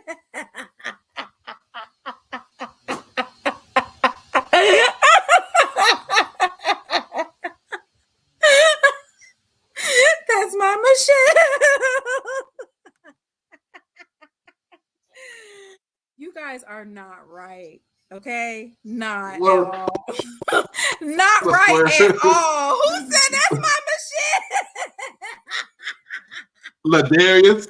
Ladarius crazy ass. Ladarius Kimpo. Oh my goodness. Oh Lord. Hey, let me go ahead and get myself straight if I can. I'm trying to get this ticket so I can get on out of here and head to Jackson. Pick up my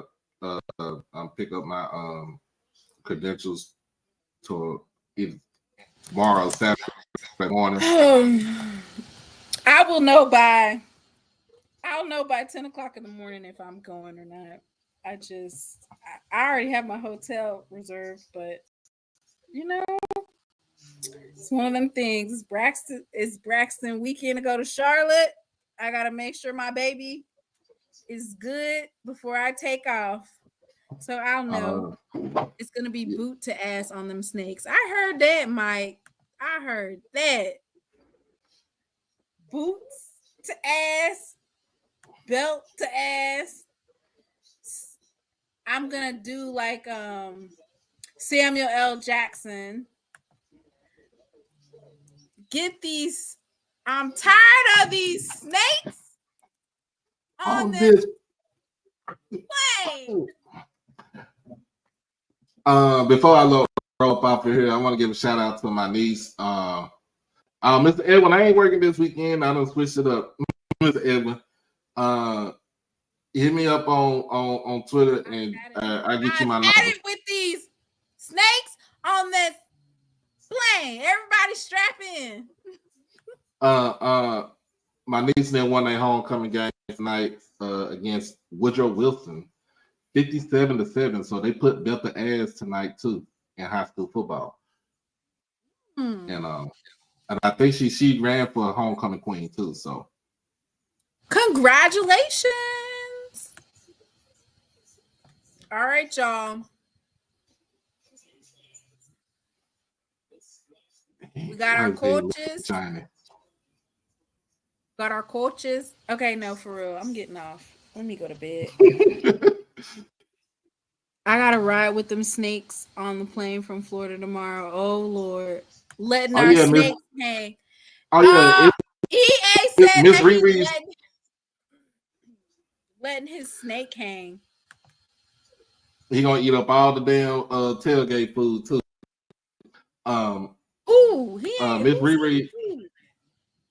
Miss Riri said this is her first time coming to Jackson. Oh, she's gonna like the vet. Mm-hmm. Let me see if I got a picture. Oh, okay. I found this. If I can show you guys that. This, before I get off, I done started clowning a little bit, y'all. This is kind of like the after. This is the after. So this is a picture of Prairie View and Southern. They're both at the bottom of the SWAC West and won't be winning anything this year. So they decided to hang out together. Here they are. Even though it's supposed to be a leopard, it's a leopard, but it's still a jaguar. You get it? Same difference. Y'all got spots on there. There you guys are at the bottom together, frolicking. Let me see if I can find the dead snake with its head cut off, biting itself. Is that a little bit too much for y'all? I think it's a rattlesnake too. I'm gonna be posting all type of snake videos this weekend, y'all. So just so you know ahead of time, all snake videos.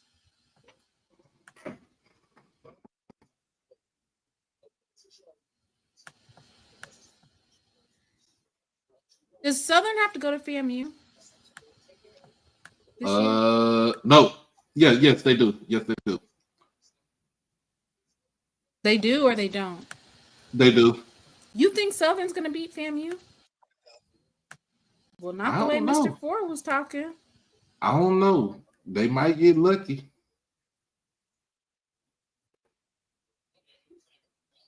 You said they might get lucky? They might get lucky. Nah, they was lucky. They was lucky when they beat Texas Southern. I doubt that they'll. No, that was just dumb play calling for Texas Southern in the last couple of minutes in that game. The game should have never went. They said the refs was cheating in that game. The refs were cheating. No, I watched that whole game. Southern always seems to end up in. You said you watched that whole game.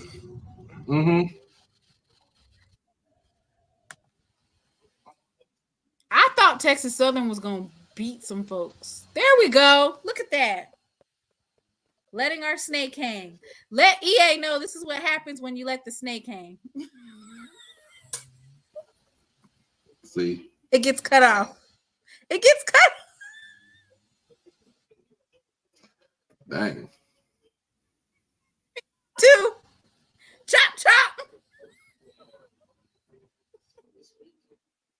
Snake hanging Jackson. You can put it up. No snakes will be hanging. No snakes will be hanging in Jackson. Once JSU beats them, they'll be ready for the picking. Ooh, Edwin says Jackson State gonna pull it out, and FAMU is gonna lose control.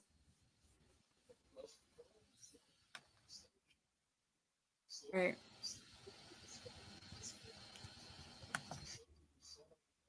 Mr. Moore says you couldn't have watched the Texas Southern versus Southern game if for all those bogus calls by the ref. I did watch it. They said the refs was cheating. They was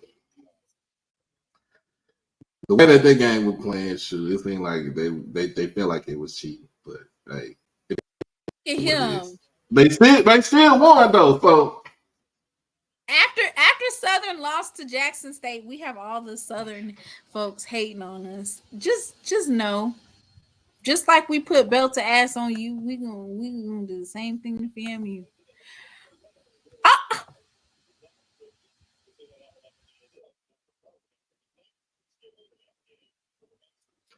he must be talking about bowling. Oh, okay.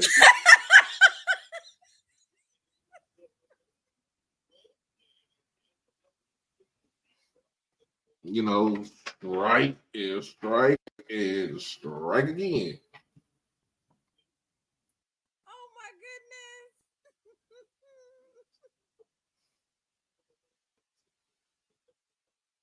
Okay, let me get off of here. They're gonna be like, what the heck is wrong with her? Y'all are over here acting up, cutting up, and it's past my bedtime. I'm glad my baby went to sleep. I'm not loud. You know y'all snakes. All right. So yeah, that Jackson State versus FAMU will be a morning time decision. And if I don't go, I absolutely will be streaming that game.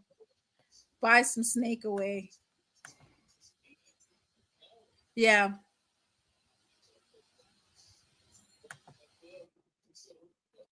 All right, y'all. Y'all have a good evening. Let me play my favorite video. How you gonna fix it? You done messed me up the Jackson vision. I done called the police because because I'm doing a refund. A refund is due unto me. Don't feel like I just been abused out here today. God ain't pleased with this. You can't do the saints like this. Boy, I don't even know if I'm gonna sit out here till the police car. I'm gonna sit out here till the police car. I'm doing a refund. Cause I'm doing one to me. How you gonna fix it?